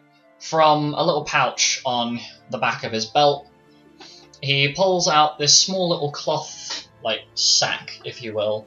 It's about the size of like your fists put together, with a little drawstring blue ribbon tying the whole thing together. Oh my gosh, Xanis, you did not have to buy me a present. Well, I did. Open it up. Yep, you may. As you open it, inside you find a small selection of little sweets. It appears there are some little caramels, some toffees, what appear to be a couple of little gummies, and each and every single one of them, you realise the inside of this pouch is specifically lined with a food safe material, if you will. So, provided that the pouch is kept closed, it's basically airtight in there. So you can keep these with you for a while. Xanis, are these not your sweets? Nope. I went out to the shop and got some. So they're not the ones that Penton bought you? Nope. I went out and got them myself yesterday. Well, during the little bit of downtime we had. It took a while, but I found them. Oh, that's so sweet of you. Thank you so much. Xanis steps forward to come and give you a hug, but he's not really sure whether he should. Are you going to reciprocate the hug? Yeah. He comes up to you. I'm not Penton sweets, so yeah. Yes. He gives you a big hug. Oh, I'm gonna miss you while we're away in Honeymill. Make sure that Mado isn't being weird. And he lets go, takes a step back. And also, make sure that you spend time with Midnight. He's a really good singer. He has a big grin on his face. You stay safe. I don't want any more kidnappings, okay? The only kidnappings that there are gonna be are me kidnapping Mira's socks. Okay, that's fine. You can kidnap her socks. It's fun. She to doesn't ping wear around the socks room. anyway. They're made of elastic. They go ping. It's really funny. She has really fancy socks. Yeah. Anyway, I should get going. I think I had to go and speak with Mira in a bit. So bye. I'll talk to you later. Too, actually. See ya. And Xanis proceeds to just kind of scamper off to go and have a word with his father before he goes and speaks with Mira. Would you like to just roll straight into going to have a chat with Mira before you lose sight of where she let's is? go. Get over Okay. here, Mira. So Alice, you go and approach Mira before she's able to get too far away from you. Go for it. So, Mira, how did you find the combat? Oh my gosh, microphone, please. It was pretty good. I mean, I did lots of new tricks that I didn't know I could do before. So I think You Godfather will be did? quite impressed. You know what I was gonna do, but I didn't actually do. What? Okay, like, I know it's like a little bit sneaky, but like, I was gonna transfer over like 50 damage to Penton. Whoa, that's so cool. Is that like your way of getting your own back at him? Yeah, because I don't want to like actually hurt him, but like, But you want to indirectly hurt him, and you know what? I fully yeah, support you. I in just that I really ambition. didn't want someone to like, think I was a really bad person, but also Yeah. he deserves it. So like, you want to punch him, but you don't want to punch him yourself. You just want someone else to punch him. And if someone else, No. If anyone is gonna punch him, it's me. but what if someone else went to punch him? You wouldn't stop them. Yeah, I would. I would push him out the way and punch him myself. Okay, what if both of you want to punch each other? Well, then we'll get into an argument. About who's gonna punch Penton first? No, I'm gonna punch him first. What about the point is I didn't want to, actually physically punch him. I'd actually just wanted to like just give him all my damage so I could be fully healed and he could be lying on the floor unconscious. That would have made me feel good about myself, Oh, definitely. Anyways, I'm gonna miss you when I'm gone for a little bit. Wait, where are you going? Oh, yeah, I didn't say, but I'm not coming to Honeymill. What? Why not? Because, all the stuff's happened and I just think that, people, they don't really like me very much, they don't really like my combat and stuff. So I just thought maybe I should do some practice with Midnight and Mado. But it's fine. I'm gonna be a better fighter. I came to the guild to learn to like be like Diana and like Fele, but yeah, I've kind of just gone a bit backwards, Yeah, I guess I can understand that. I mean, I'm gonna miss you, but you should do what makes you happiest, I'll send you letters. You better. I'll be waiting for all of them. Yeah, I'll send you a letter every single day.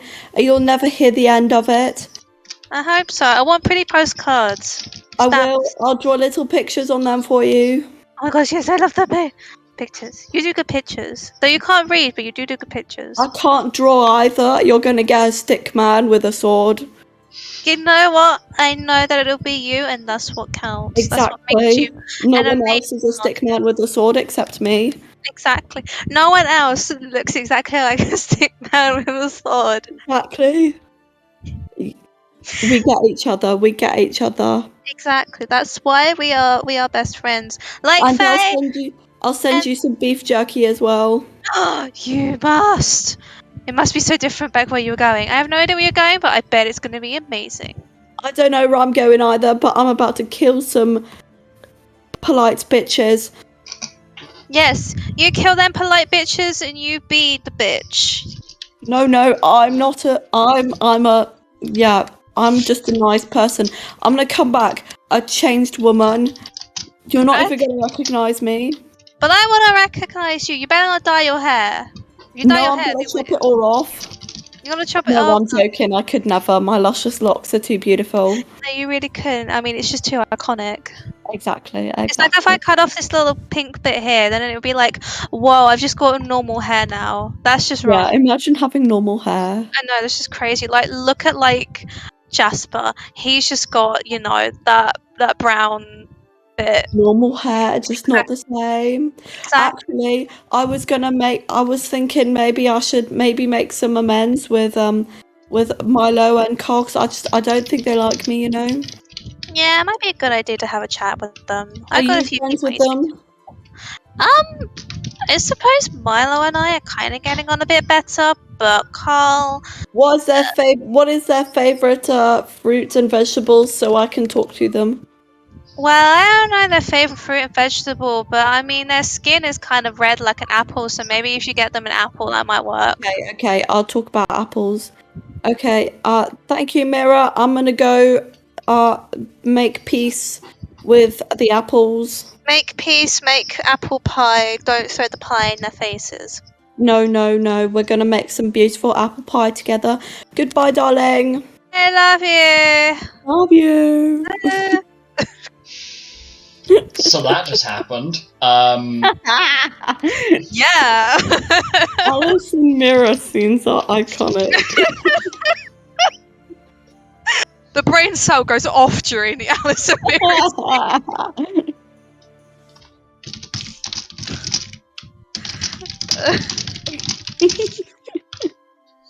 So, Oh, I love the song you're listening to. Sorry. What am I listening to? Oh, Domino by Jessie J. I don't even know I was listening to that. I'm sorry, Milo. I'm feeling sexy and free. Anyway, as On the next scene. as Alice wanders off to go and find where Milo and Carl are, we tune over to. Oh god, this is going to be interesting. We tune over to Penton. You have been approached by Mado. You're also on mute, before you forget. You have been approached by Mado, who seems relatively relaxed. He comes over and just kind of sits down next to you. So, this will be a bit of an awkward conversation, but how have you been getting on? Well, I've been getting on. Fine. Hi. You sure about that? I mean, the whole situation with Mace, bit of an awkward one. Well, on the one hand, I couldn't be happier that he's dead, but I'm also quite frustrated that he's still around. He's still gonna be around. It did feel fucking good. Yeah, I mean, not gonna lie, I'm a little bit jealous that you got the kill before I did when I realised what it was like, but something I've got to ask you. You are aware of some of the other, I guess, abilities that he's been using as of late? Or is that more of a recent thing? Hey. So, oh god. You are aware that he's able to perform acts of scrying? I'm not sure about that sort of magic, but he's able to look into everything else. You'd never come across it? Well, if I were to try and explain it, it's basically like having a little camera. Have you heard of those from Tempeal? It rings a bell, yes. Well, it's like having one of those follow you around, except from you don't see it. It's like it's invisible almost. He's gonna be spying on me. He already was. That's how he worked out that you and the Crescent Fang or Dando kid got along. Oh. There's also something else relating to that, but I haven't seen him successfully pull it off yet. It was trying to use something to get into people's dreams, but he's an act. What? He was trying to get into people's minds while they're sleeping, but every single time he's tried to do that, it's just blown I up. saw enough of him when I was awake.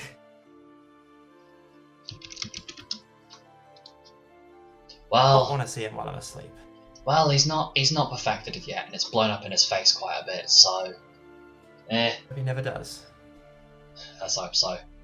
Anyway, bit of a sore spot, I know, but you and Alice, What about it? I guess this sounds bad, but you dropped her quite hard, and I would be lying if I said I wasn't trying to at least form a connection there. But do you want me to try and patch things over once me and her get a little bit closer? See if I can't prevent her from trying to chop your head off.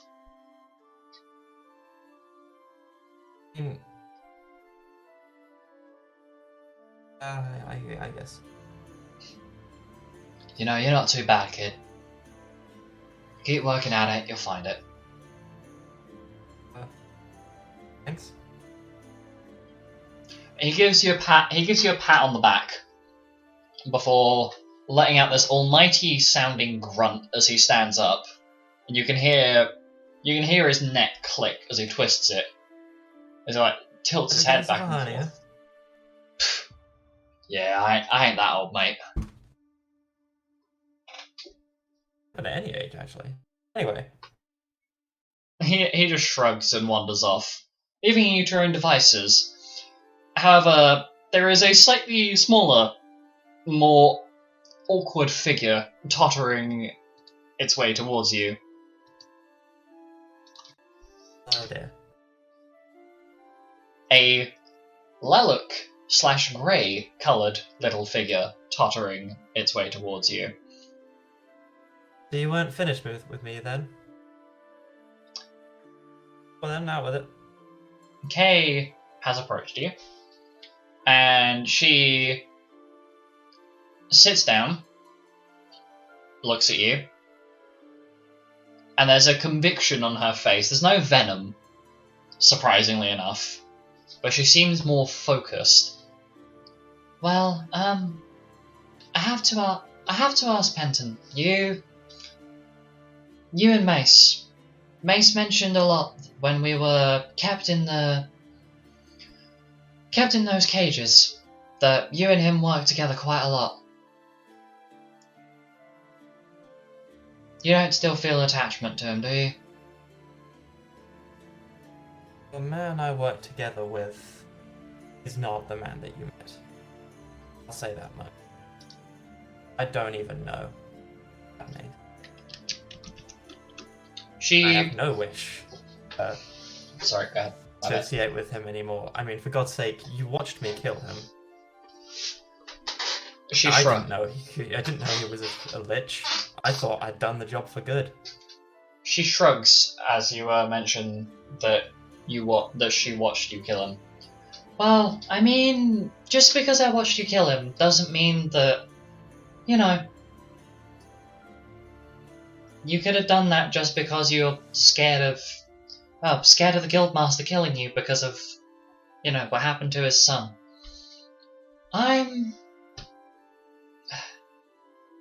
I want to know, can I trust you, Penton? Be honest with me. For me to say, is it? You're a con man, you're a thief. Well, you're likely a thief, and you've been through a lot, but I have to know if I can trust you. That you're not gonna try and con me out of everything that belongs to me the moment that you get the chance to.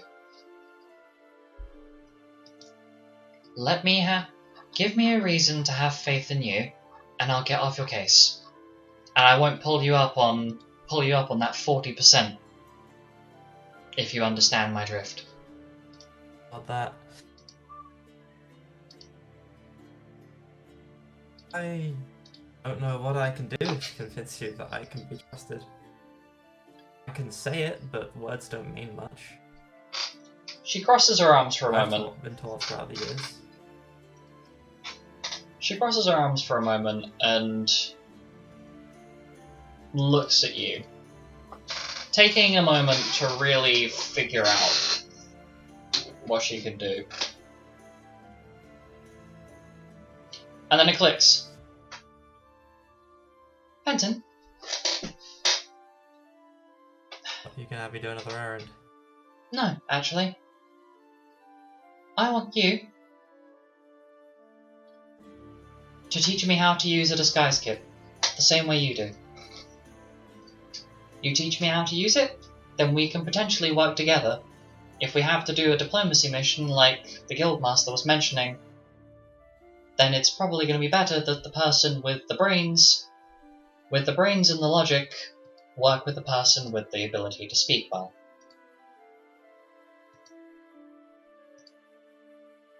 It's not. Why? If that's all I have to do, then you got a deal. Good idea. I suppose in return I can teach you how to use navigation tools. They're not exactly fancy, but it could be useful if you end up getting separated off from the group with Xanis or anyone else. Or if I get left for dead again. Well, I would hope that that's not the case. But it may help you I don't to be control able to people. navigate. People think what they think of me. Well, if Xanis has been proactively going out of his way to point out to me that you're a good person, then you must be doing something right. So, I teach you how to navigate, you teach me how to disguise myself. Deal? Or take out his hand for a handshake. She takes your hand and shakes it. Okay. Other one. But she shakes your hand, and after that, gets up and heads out of the room, the same route towards going to find where Mira and Alice are. I think Mira is probably in the room at this point, but she's going after Alice first. In the meantime, Mira, you are approached by Xanis, Hello, small child. says the small child. I know. So we're like 5'7". No, she's not that small. I think he's like a couple of inches short than you. Damn Like, it! if I'm that. the small child now. No, he's an inch taller than you. No, you're the same height. Never mind, I'm looking at Alice. He's an inch taller than We are Alice. both and the small same height as you. children. No. I spilt my drink down my front. Well done. Oh, I'm wet. Okay. Continuing onwards. Xanis comes up to you, Mira. Hi. Oh, hi there. What the That's hell not the was voice. that? That was not Maria's voice. What the hell was that? I'm not sure. Oh! Oh my god, that scared the crap out of me. Oh, thanks. What? Minnie followed the Twitch and scared the shit out of me. Thank you. I'm sorry. I was just on the county. It's okay, it made me jump. Because I just hear the noise. No, it'll come up really quiet on the stream, but it's like 4 times the volume. I thought you were Anyway. saying that because my Maria voice just came out completely wrong. No, it's okay. Anyway, so Xanis waves at you, Mira. Oh, don't even. Hi there, It better. Xanis. How are you? I'm okay. I wanted to ask you. You and Patches don't seem to get along very well. Why don't you like him? Just out of curiosity.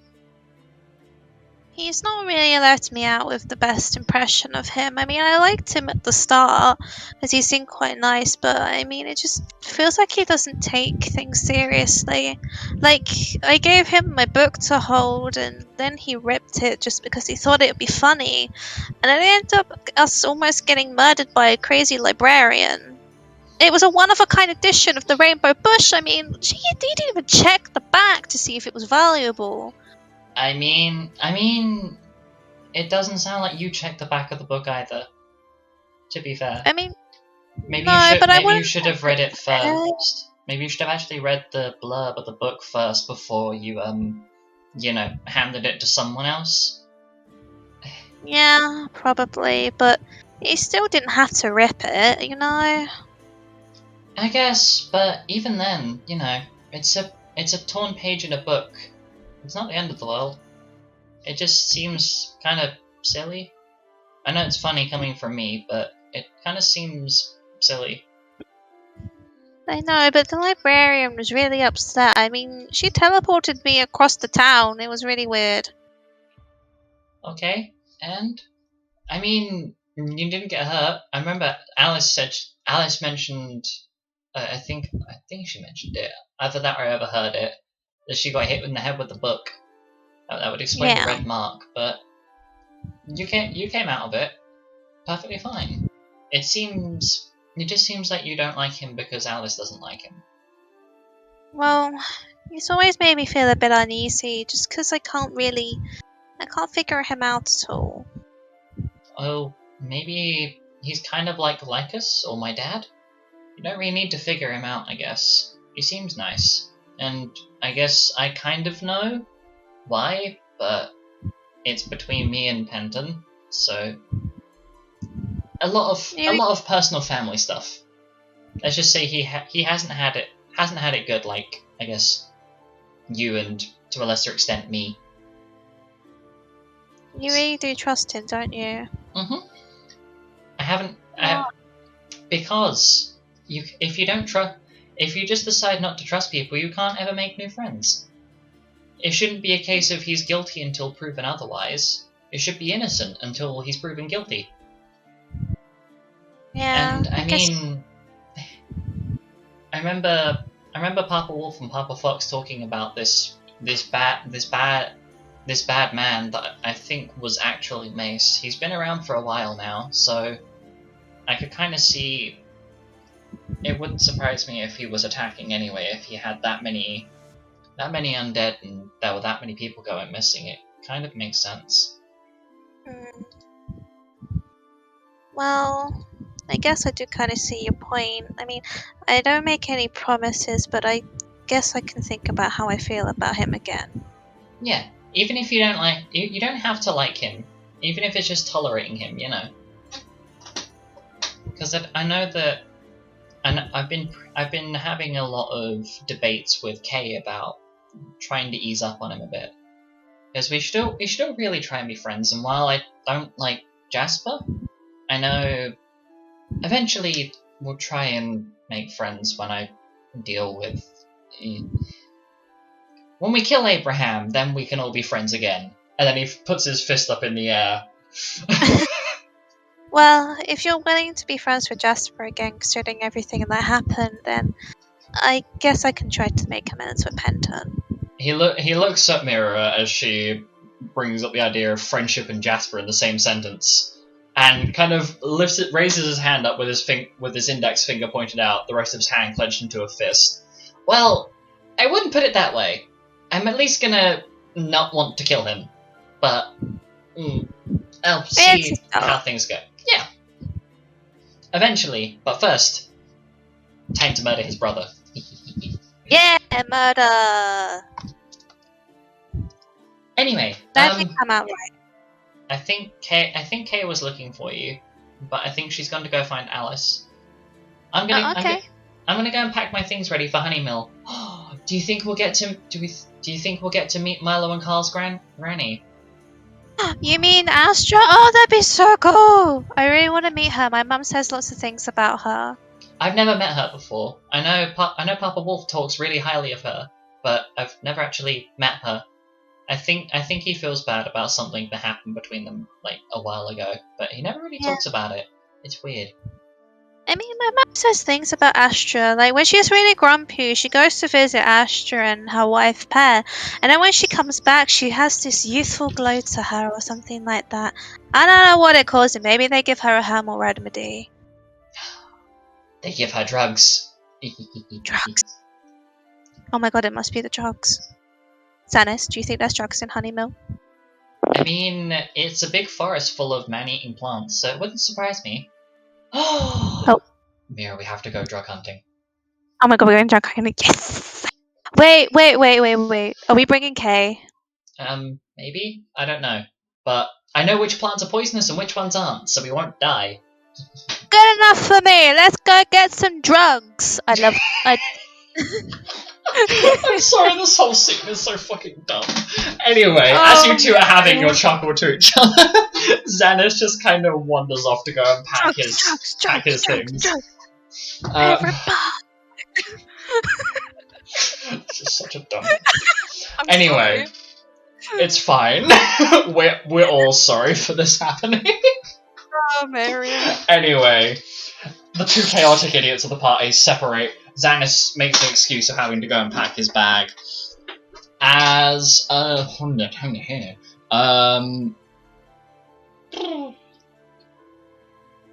Alice, you find Kay is approaching you. Oh, another person. Woo! Hi. It's been a little bit, and I'm sure you're probably mad at me for yelling at you, and I wanted to come and apologize for that. Well, thinking about it, you kind of yell some truth at me, even if, maybe I didn't want to accept it. And still kind of don't want to accept it, but a little bit, Yeah, I understand. It's just after what happened with Mace, I'm having a really hard time trying to work out who I am again. I guess I got really upset and angry, and everything boiled over because of we lost Father Bear. Me and Xanis have been changed a lot, and I don't really recognize myself now. I guess it's kind of like what my mother dealt with years ago. I remember her and Dad having a bit of an argument over it. But yeah, I know. I guess if we can try and maybe patch things over a bit when you come back. I know that what I said wasn't exactly the nicest thing in the world, but if I can make up for it, then perhaps we can be friends, like me and Mira. Well, kind of. I've still got to go and talk to Mira. Honestly, there's no really, hard feelings. A lot of things have happened since the lashing out, and I understand now, you're going through, I guess, puberty. I get it. I went through puberty at one point in my life. And, so really not fun change. So, it's okay. And I've ditched Penton now. He is gone for good. I don't really ever want to see his face. That seems a little bit extreme. I feel the need to apologise for strongly disliking you. Even though it very much represented how I felt. I appreciate that you came and wished to apologise to me. And yeah, I don't know why your parents shouted at us though. That was a bit rude. Yeah, my mother gets a little bit overprotective. Well, that's not okay. Yeah, I tell her that, but she doesn't always listen. It's a little bit frustrating. I'll tell Diana. I'll tell my mother. It's okay. I'm sure after my dad's name's cleared, things will go back to normal again. I hope. Anyway, I should go and pack my bags. Xanis mentioned that you're gonna be going with Midnight and Mado. Oh wow, word really does get round. Yeah. Xanis doesn't know when to shut up. That's very true. Yes, I'm going to better myself and forget about my deep love for Penton. Just make sure that you don't get yourself or the others in trouble, okay? Oh, that's okay. I never get anyone in trouble. If anything, I fix everything. Everyone else's trouble. Kay starts giggling at this point, and the ice cream truck is going past my window. Good harvesting time. Milo, it's coming for you!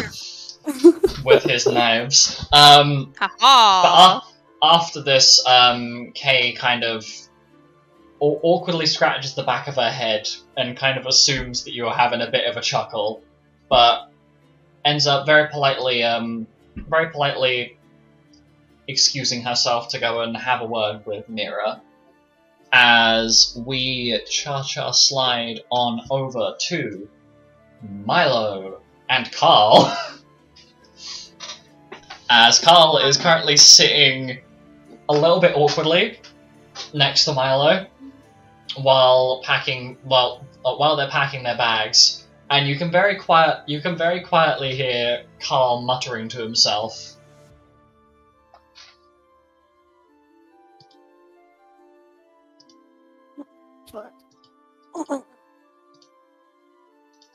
That's an awkward time to start stretching.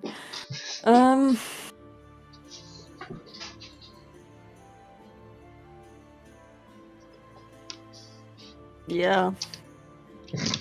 Do you want to poke him and ask him what's up, or do you just want to pack your bags and let him get on with it? Yeah. Understandable.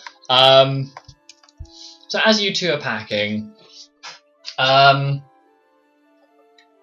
Mira ends up leaving the room at some point. You reckon that she's probably been called by someone.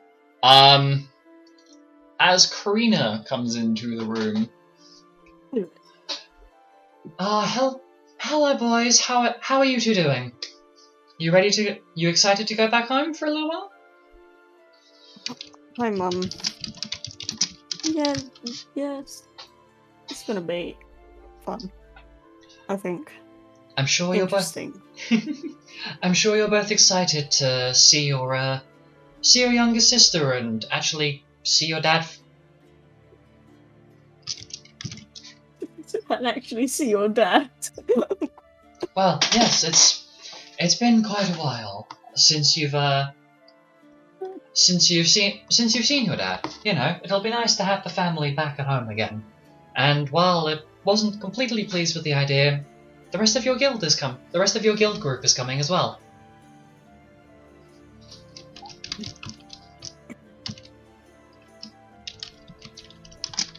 Yeah. I think it will be a good opportunity for everyone. I'm glad you think so, darling. Now, just make sure that you've got all of your stuff packed, and make sure that your brother isn't getting distracted by the young man over there, as you'll have to... Kariina leans down and whispers into Milo's ear, "You'll have to tell me about that later. I'm sure that it'll be a very interesting story." And she stands back up again, and just slowly leaves the room. Milo smiles. Kariina gives a little smile over her shoulder to Milo before she leaves, and just walks out with a little bit of a grin on her face, knowing exactly what's going on with her son, but she wants to find out the tea. But clearly that's not going to be coming straight from Carl, because he's being all shy and embarrassed about the fact that Alice is in the room. Anyway, we move over to Mira, who has 2 scenes now. Guten Tag. I've already said Guten Tag, I need a new introduction. You What is really hello do. in French? Oh. Bonjour! Bonsoir. That's it! Bonsoir! There we go. Bonsoir! Bonsoir. Anyway, moving swiftly onwards. Mira, you and Jasper in a conversation. Go. Okay. Hi, Jasper. Hello? Jasper Can has. you hear me? Yep. Yep. Okay, Yep. cool. There we go. There we go! Okay. Oh, hi, Maria. Well, I know things didn't really leave off the best way before, but, well, you know, I just wanted to give you the chance to explain kind of what's been going on. Because I don't want to be your friend, but I need to know things first.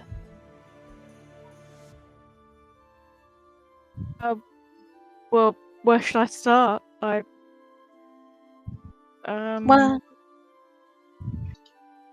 Well, do you feel anything different now that your transformations are over?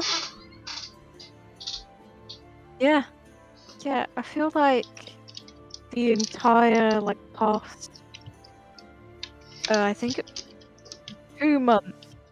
It's like there was this fog over everything that I saw and did, and I didn't really feel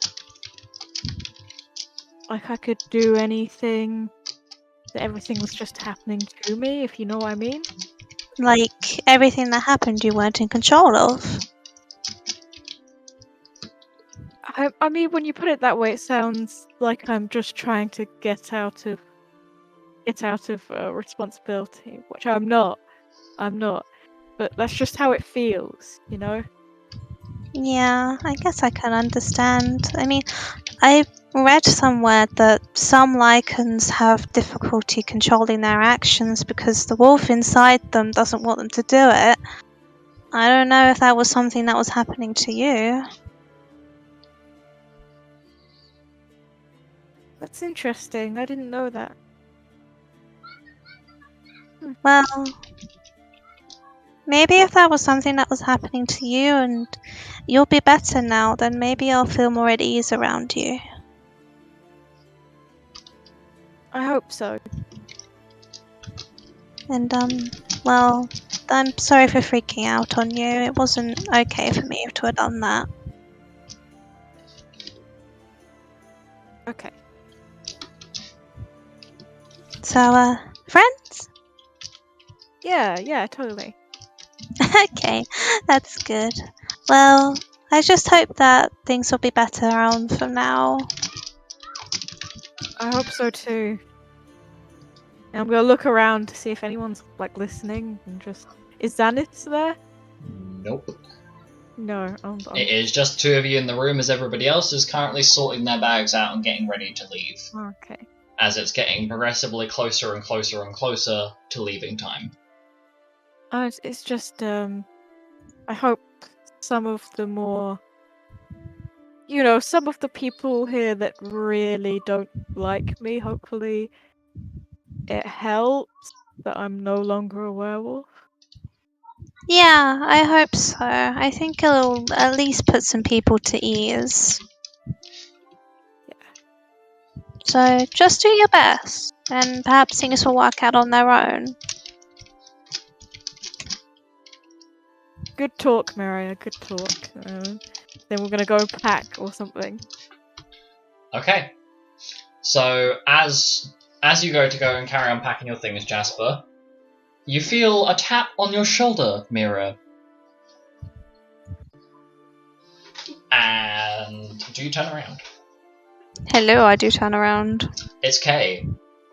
With Hi, Kay. a half awkward smile on her face. Hi. Let me, do you mind if I ask you a couple of things? Because Yeah! I bottled up a lot of anger, and I'm sure you can tell that came out in the worst possible way.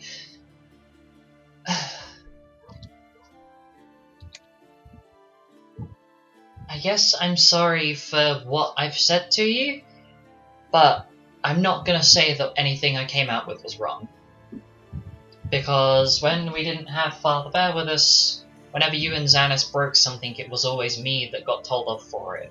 And that angered me quite a lot.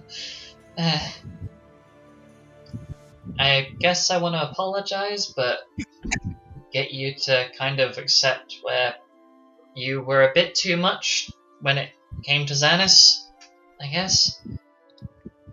I don't know. I'm trying to think of a good way to word it without it sounding... Accusatory. Yeah, I guess.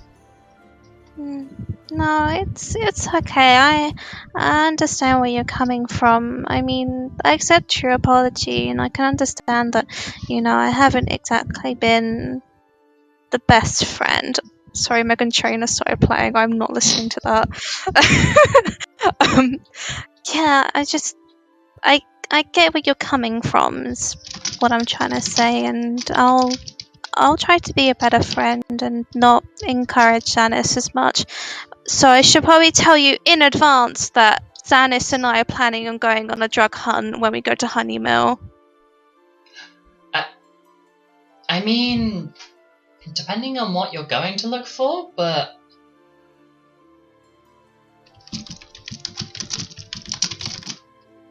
I guess...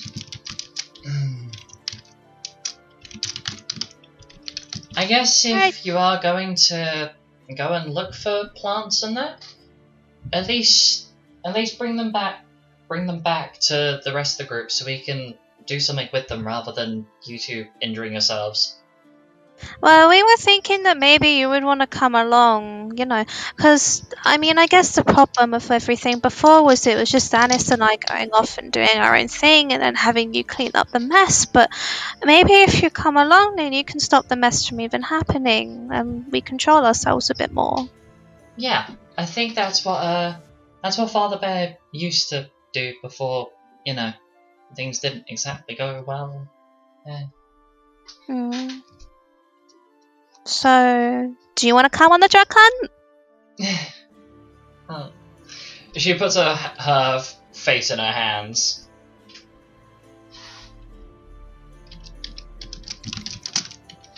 Is that a no?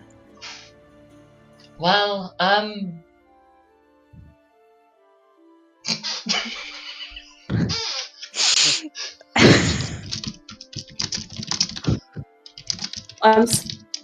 so sorry for distracting Alice, you. shut up. Anyway, we're not going to talk about what's happening in the chat.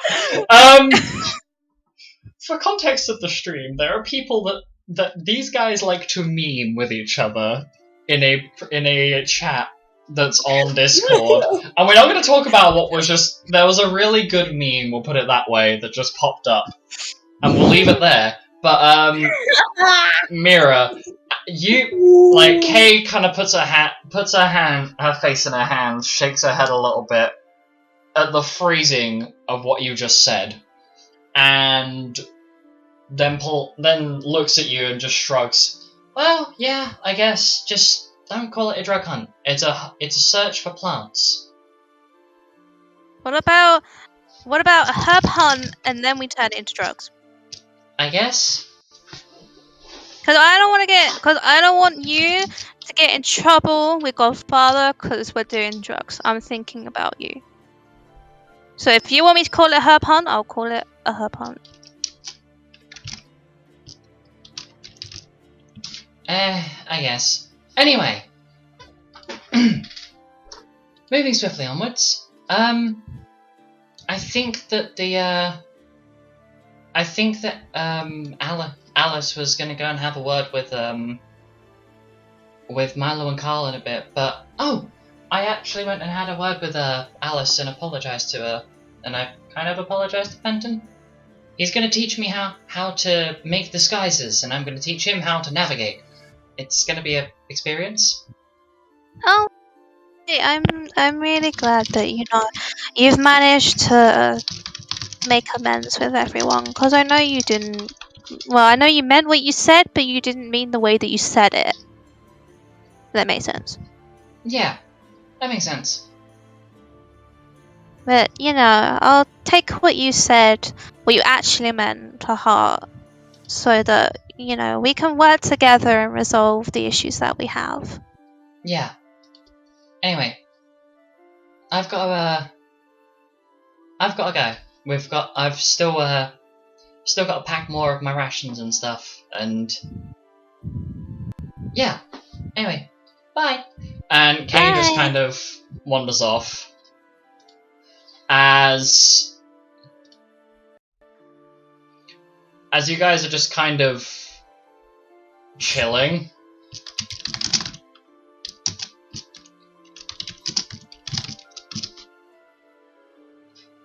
As we approach... Oh god, do I do this? Alice, as you find Milo and Carl. Yes. And it seems like everybody else in the group is preparing to leave within the next little bit. So, your interaction with Milo and Carl may be a little bit briefer, but you've got time. You've got enough time. Oh my gosh, I'm gonna miss everyone. You're all leaving. And Jasper and Milo, I guess I haven't really spoken to you guys, like, ever. Hello? Yeah. Sorry. Brain cells. You Okay. don't So even like me. Is this a whole So, boss scene? Are we all Alice. here? The only. No. I'm The trying only. to stop. you said Jasper and Milo. Bruh! What's Hello. that? All of you.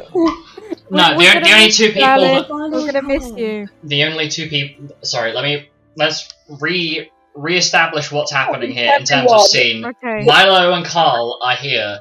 Alice, you are here. Rosemary is not here. She is currently getting put on the boat by Kariina. Oh, my favorite Or I say bird. on the boat. Yeah, basically on a boat. It's on like a speedboat, if you will. So in this scene right now, Alice, Milo, Carl, boom, go. Okay, I've said my opening statement. Okay. Can you repeat it? Oh, you need me to repeat it? Jeez. Go I for mean, it, go for it. it sounded more directed as if it would speak to an entire party, You're and all I was acting up. proper fucking confused. Anyway, Everyone, moving to the film. I'm gonna miss everyone. You're all packing up. I guess I haven't really had a proper conversation with you guys. Hello? Well, Oh, this is it's a little bit strange, I must admit, but how are Yeah, I you couldn't doing? make that Guess? any more awkward if I tried. It's fine. Myself and Milo we haven't really interacted with you that much outside of battle. I feel some negative vibes stemming from you two towards me. Well, considering that you've not exactly been the most helpful, I don't know, brother, you're better at dealing with people.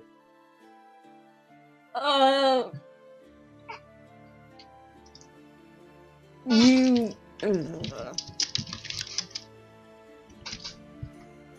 I don't like you, if I'm being honest, Alice.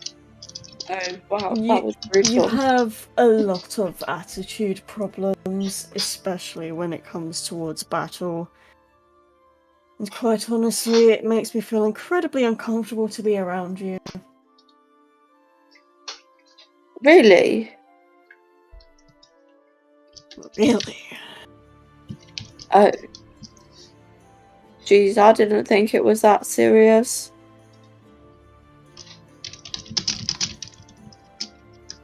Well, I guess you'll be pleased to know that I'm going to be working on my battle stuff. You know, so I can be a better fighter. But the feedback is always appreciated. I mean, I don't want you to hate me. Possibly.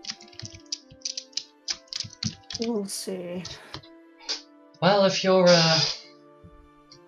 actually going to step up and resolve your problems, then I suppose you're probably doing better than some of our group. And Carl has a look on his face as though he knows exactly who he's referring to, but isn't really gonna delve any further into that. I really hope you're referring to Penton. Sure, let's go with that. Well, Good, because I really hate him. Well, I wouldn't say it's just Penton. You've got the Hide Boy, and I guess the Atisa girl as well, but No, Mira's perfect in every way. You can't say that about her. I would beg to differ with you, but she's making improvements, and that's the important thing. Anyway, so you're going off to go and train. Have you got anyone that's going with you? That's a pretty big step for you.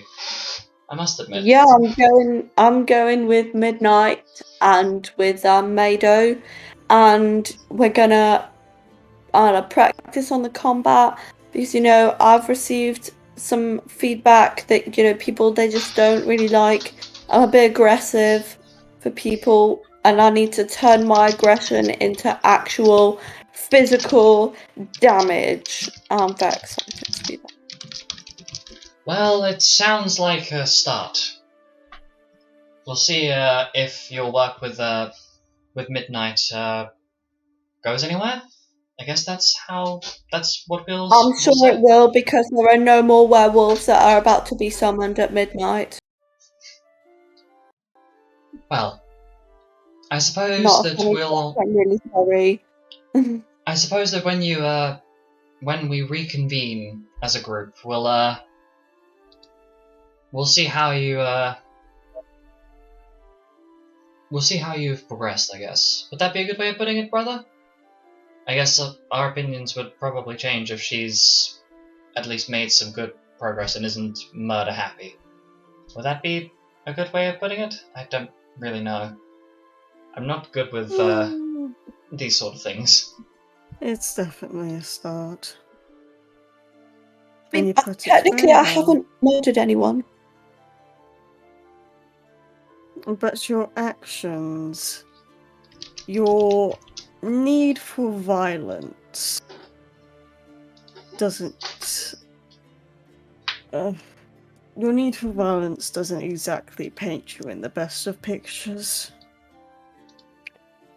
Well, I came to this guild to practice my acts of violence on enemies that I strongly dislike, one of them including Penton, but I have restrained myself and have not committed any acts of violence towards the man. Well, I guess that's a positive development. Carl seems a little bit unsure of how to respond here, but just shrugs. Anyway, I'm pretty sure that we're supposed to be departing soon, so would you like to at least come with us to the docks? Yes, but I'm just letting you know that, I want to make amends, and I guess I want to try and prove to you that I'm not a bad person, that, I'm trying my hardest, and I am thriving, and I have not dealt damage to Penton, so I'd consider that massive progress.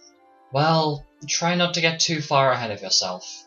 Remember that you've still got a fair way to go. I remember when I was training with Sieg, he would have very firm affirmations on what we should and shouldn't do for particular things.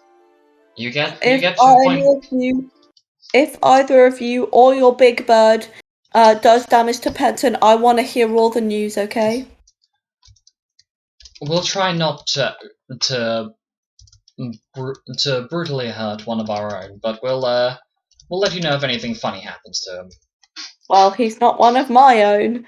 Okay, I will let you enjoy your boat time. Stay safe, okay? Especially the bird. We like the bird. Well, you're coming with us down to the docks, aren't you? You can come and say goodbye to us there. Come on. Yes. And the three of you end up heading down towards the docks. And I hope this is the correct theme. Yes, it is! Aha! So the group gathers on the docks. And you've all got your things packed up. And you all start getting onto the boat, apart from Alice and Mado, who are standing off onto the docks, away from the boarding platform that is currently aimed, up to the boat. As you're all boarding, there are some, dare I say, tearful goodbyes? Yeah, Mira's probably crying. Oh, I'm definitely tearing up like Alice. No. But I'll see. I'll write to you every day. You better Alice. I'll be way soon. I don't care how much the postage costs. We can afford it. Oh, I can afford it. Yeah. So can you. God damn it. Yeah, exactly. We're both rich. Exactly. So, I'll as you send guys... it to you by pigeon Yes, send all the pigeons. or by chocobo. All the chocobos. Speaking of which, You love chocobo. I do. And I miss Clucky the second. Oh no, not the super So- chickens. Guys, aren't we leaving? Like right now? Yeah, so the boat, so you've all gathered on the boat, Shouting at each other across the sea. shouting at each other across a boat. Yeah, I think we got time to set this up. Okay, so the boat slowly begins to depart. Everybody apart from Alice, please jump on mute. There is a... Nailed it. There is a lot... There's a big uproar, if you will, of goodbyes from the group as Alice, you and Mado watch as the boat pulls away off onto the horizon.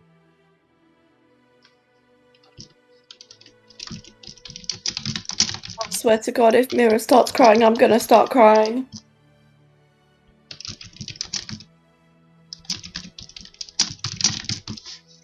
So, it's just you and Mado at the dock with Midnight. Well, I suppose we best get traveling. Yeah.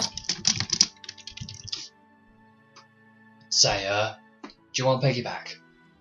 And Mado kind of crouches down to offer you to jump up on his back. No, I can walk. Oh, shame. Would have been fun. Anyway, come on. Midnight's gonna leave us behind if we take too long. And thanks for the longsword. I guess I didn't quite realise how useful it would be in combat, but it's basically the only weapon I use. Mado has a bit of a smile on his face, and you can see him go a little bit red in the cheeks as he scratches his back because his helmet's covering his head. Well, it's fine. And Alice, if you could jump on mute, as yourself, Mado, and Midnight have now departed to one of the hidden training grounds the Sleeping Wolves has across Girathina. We jump over to the boat, where the group, the ship is kind of just gently bobbing with the waves. Carl and Rosemary are below deck. Xanis is up in the crow's nest, annoying one of the sailors, and Kay is kind of half trying to help Milo, who is if I'm correct, is being violently seasick right now. If I'm reading through things right. Yeah, okay. Milo's having a fun time. Poor Milo. So Kay is trying her best to help. During all of this hubbub and preparation for doing your F+ exam and everything else, Mira and Jasper, you appear to have forgotten something. Oh my god, letters! The letter! I need to see what Persia has spoken to me. So, Mira, you open your letter, and as you read through, you realise it is your mother's handwriting. It would appear that she has personally arranged to send Clucky 2 or Clucky the Second, The second. Yes. whichever one you prefer to refer to him by, from Caleris over to the Sleeping Wolves, the actual guild. And he's already been sent, and you estimate roughly by the time that you are back home again, or back in the guild, I should correct myself there. Once you're back at the Sleeping Wolves Guild, Clucky 2 should be present. Woo! And during the meantime, there have been preparations arranged for... Oh god, I can't remember who it is. During the meantime, it's been arranged that Summer is going to be looking after your chicken. Yes, my chicken. For so fucking weird to say that. Yes, my chicken. Your almighty chicken. My almighty chicken, who comes up to my knees. Big boy. He's a chunky boy. He is thick. Anyway, meanwhile, Jasper. You still have your letter that you have not opened. Yes, I do. I guess I will open it. Oh, by the way, the handwriting on the front. Who does it look like it's from? Simon. Okay, good. You recognize that handwriting clear as day. I don't even need you to roll any checks for it. You Yeah, know whose okay. handwriting that is. Okay, I'm gonna open it and read it. As you're reading through it, it seems as though Simon is kind of annoyed at you and has written about his frustrations of having to try and keep all of what you asked him to keep quiet to himself, and he just couldn't do it. So the letter is kind of letting you know that your mother is aware, your father is aware, the rest of the family is aware, but it has been kept within the family. It has not been... Nobody publicly is aware of what happened to you. But Simon seems genuinely annoyed that you expect him to, that you've expected him to just sit there and say nothing when something so big has happened to his brother. And, His brothers. he seems genuinely more concerned for your well-being than Abraham's. Obviously. Yeah. But he seems really frustrated and irritated with you, because how was he supposed... what could he have done to, keep it to himself? Your mother has been worried sick about you, and he even goes to the point of mentioning that she nearly caught pneumonia at one point from the lack of sleep and stressing out that she was doing, worrying about her little boy who is several islands away from where she is, and you can tell there's a lot of charged energy in this letter, of very clearly being annoyed, more concerned for your well-being, and being annoyed about how your actions have affected your mother. Even as a larger noble family with a lot of heirs to being the head of the house, he's still miffed off with you. Because that's an experience that your mother has had to be put through that she could have done without. But at the bottom of the letter, there is a little, almost like a coupon or something. You can't really read it as it's lodged in the bottom of the envelope, but do you want to take it out?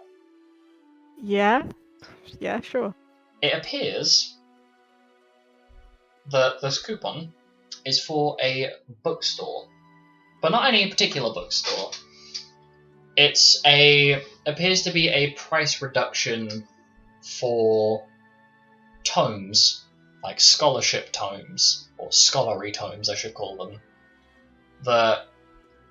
Your current tome, or your diary that you're using as a grimoire, there are purchasable grimoires that function a little differently depending on what type of grimoire you pick up. And it appears that your brother has very kindly sent you a price reduction little coupon thing out of a magazine that he mentions that in the bottom of his letter that in a magazine he was reading about scholars that he found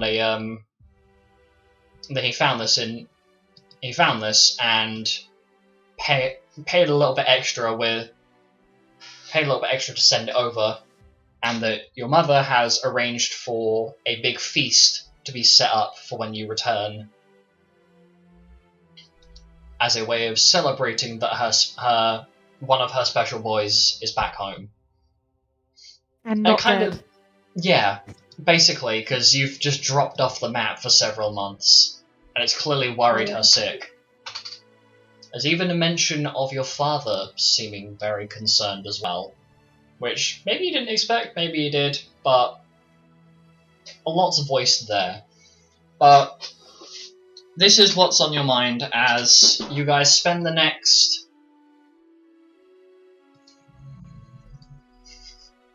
Sorry, I should not be reading the chat.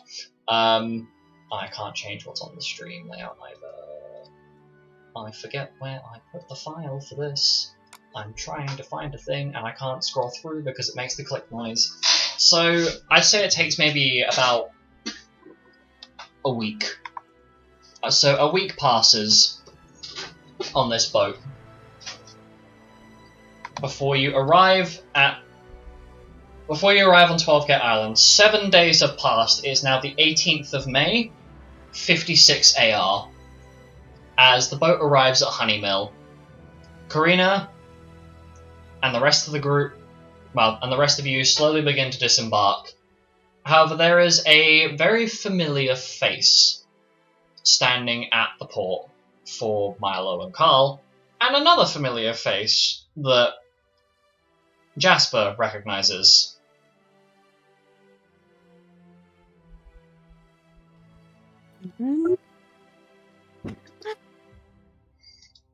So, standing on the decking, the face that Milo and Carl recognize, is Casper. His Vieran ears are, gently wafting in the sea breeze, and a little tiefling sister. Oh no. Who is currently wielding a oversized warhammer. I want to go back.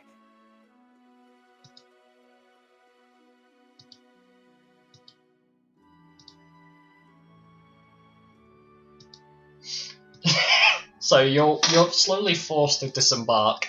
But Jasper, the face you recognise at the deck is your brother, Simon Hyde, who appears to be wearing a shirt with little pineapples on it, as though he's taking a vacation here.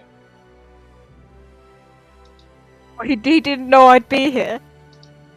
He seems surprised. Oh fuck! Oh wow! And he, as the rest of the group is kind of moving along, he kind of does like a little jog up to you. Well, brother, what? I didn't expect you to be here. Tell me why you're here. Here I am on vacation, and I sent that letter a week ago. What are you doing here? Well? This guy is seeing his family, basically, and other stuff. And I point to, like, Milo and everyone. These guys. And so we kind of come along. Well, that makes sense. Anyway, you are in so much trouble when you get home, but I'm glad that you're okay, and you're not actually in trouble. Father might have a few stern words with you, but you seem better? But, Mother is going to fret something fierce when she sees that scar on your face. Although I don't know... A hug, Simon. Can I have a hug? I suppose. Only if you introduce me to that beautiful, beautiful lady behind you. Anyway, come here. And he reaches around and kind of, like, gives you a big, strong squeeze. Like, obviously your brother is a twink like you, but he's definitely a bit more heavier set than you are. Slightly taller. Yeah. And as he let goes, he taps you on the shoulder. So, brother, who is this? Who is this? The girl over there with the lovely olivine complexion. Tell me who Maria? she is. That's Ultra Mario Maker Atisa. No. Excuse me a second, brother. Let me go and introduce myself. And he walks up. Have fun. I certainly will. And he walks up to Mira, as everybody else is just kind of being led down the path by Kariina, Rosemary is kind of really vibing, like she's bobbing her head up and down behind Milo and Carl, like kind of like a slinky, if you will. She's just bobbing her head up and down as Simon approaches Mira. And you must be the lovely Austramira. Tell me, what is it like being an Atisa? I've never visited Calaris. Oh, I mean, being a teacher is really cool because I mean, there's so a lot of us. Like, there's my mom, my dad, my grandmother, my granddad, like my 3 other father figures, my great granddad. I know from Jasper that you have a big family as well, so Well, it's kind of perhaps similar. I am on vacation, but perhaps I could set up a lovely candlelight dinner for the two of us. It seems like something cunningly fitting of two nobility such as ourselves. I mean, that sounds really fun. Plus, I love your pineapple shirts. Get a pineapple motif. I think that'd be really cool. Well, I'm glad that you like the shirt, though I'm sure that you prefer my usual outfit. It's a lovely suit. I'll have to show you when I'll have to wear it to dinner. Anyway, I must be going. There's this lovely little shop that I've been meaning to visit, and I suppose I'll get you something. That'd be really nice. That's if you'll be willing to come to dinner with me. And he Well, I kind of see like why not. he like fist pump. He does a little like very quiet. I say quiet. Like down by his waist as he's holding his hands down, kind of does a little fist pump at his waist.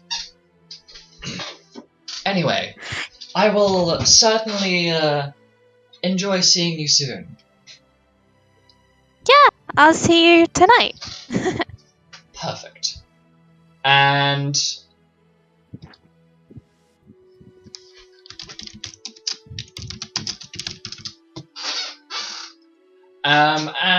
yeah, Simon walks away to go in I it. miss him already.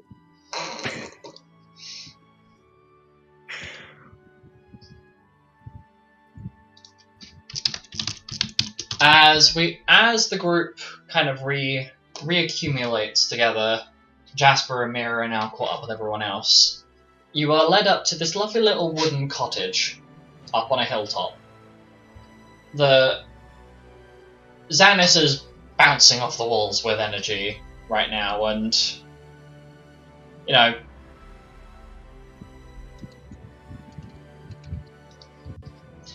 Oh god.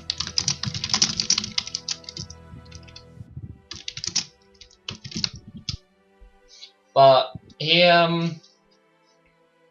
Xanis really does seem to be bouncing all over the place. But as you you're invited into this building, and it seems like Kariina and Casper's home, where Milo, Carl, and Twilight have grown up.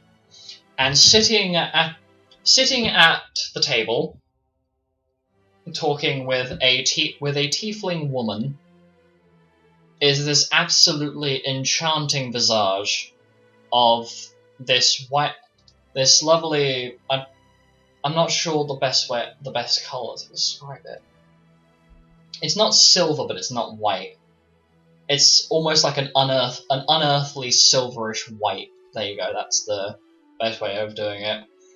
And she has this lovely like mocha-colored skin. I guess is the best comparison. I wanted to go with something more chocolate, but that seems insulting. But this beautiful, radiant woman is sitting at the table talking with this tiefling. They both have this air of radiance about them, but she is stunning. She looks at the group with these strong, like almost these amber-colored eyes, but it's like almost honeyed in terms of like what shade of amber. But if you had to describe the visage of beauty, this would be a pretty damn good example. As there's an unearthly energy about her, almost as though she's a higher being. I'm not sure how else to describe it. Can everybody roll a religion check for me? To see if any of you actually know who she is. She's going to smite us if we fail.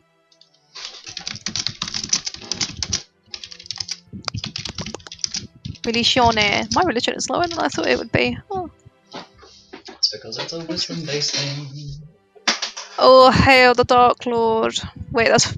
No, that's not Cthulhu, that is Voldemort. I did not roll well, let me tell you that. Teehee, I got a 14. Must be nice. Okay. Yeah, Mira, I'd say that's a success. I don't need to roll for Milo or Carl. Xanis already knows who the hell this is. Mado's not here. Alice isn't here. Penton.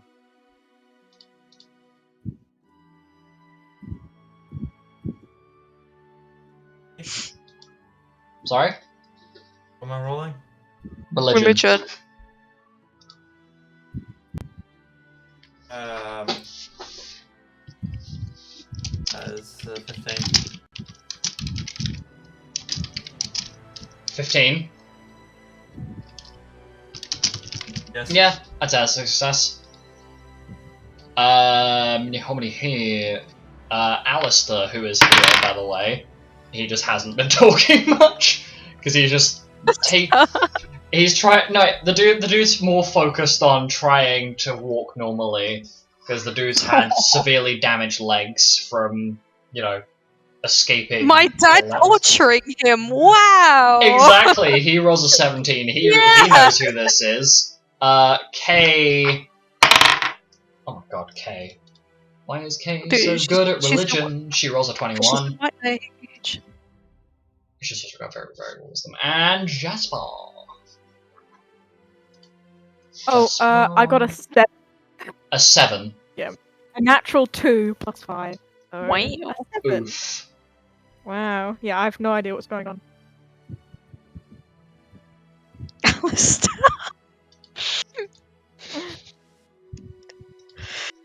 I had to. It's literally true. I don't want to talk about it. I know you're right, but no. Anyway. So you all recognize, even I'm gonna give this one to Jasper because I'm gonna have Kay give you a little bonus advantage for this, just for the sake of not having to work this out. But before this, the reason why this Asimar woman and tiefling that are sitting at the table right now seem so unearthly is because one of them is Astra Sageweaver, or one of the goddesses of this world, which I've got to find her name again. I believe it's Ardione or Adrione. I forget how the fuck you pronounce it. But you are currently looking at the goddess of harvest and her wife, essentially. And they seem a little bit annoyed, but also not. Anyway, that is where we're going to end the session, with the party now being in the dragon household, or the household of the dragon family. There you go. I hope you guys enjoyed that session, and I will see you guys next time. Bye! Adios, amigos! Sayonara.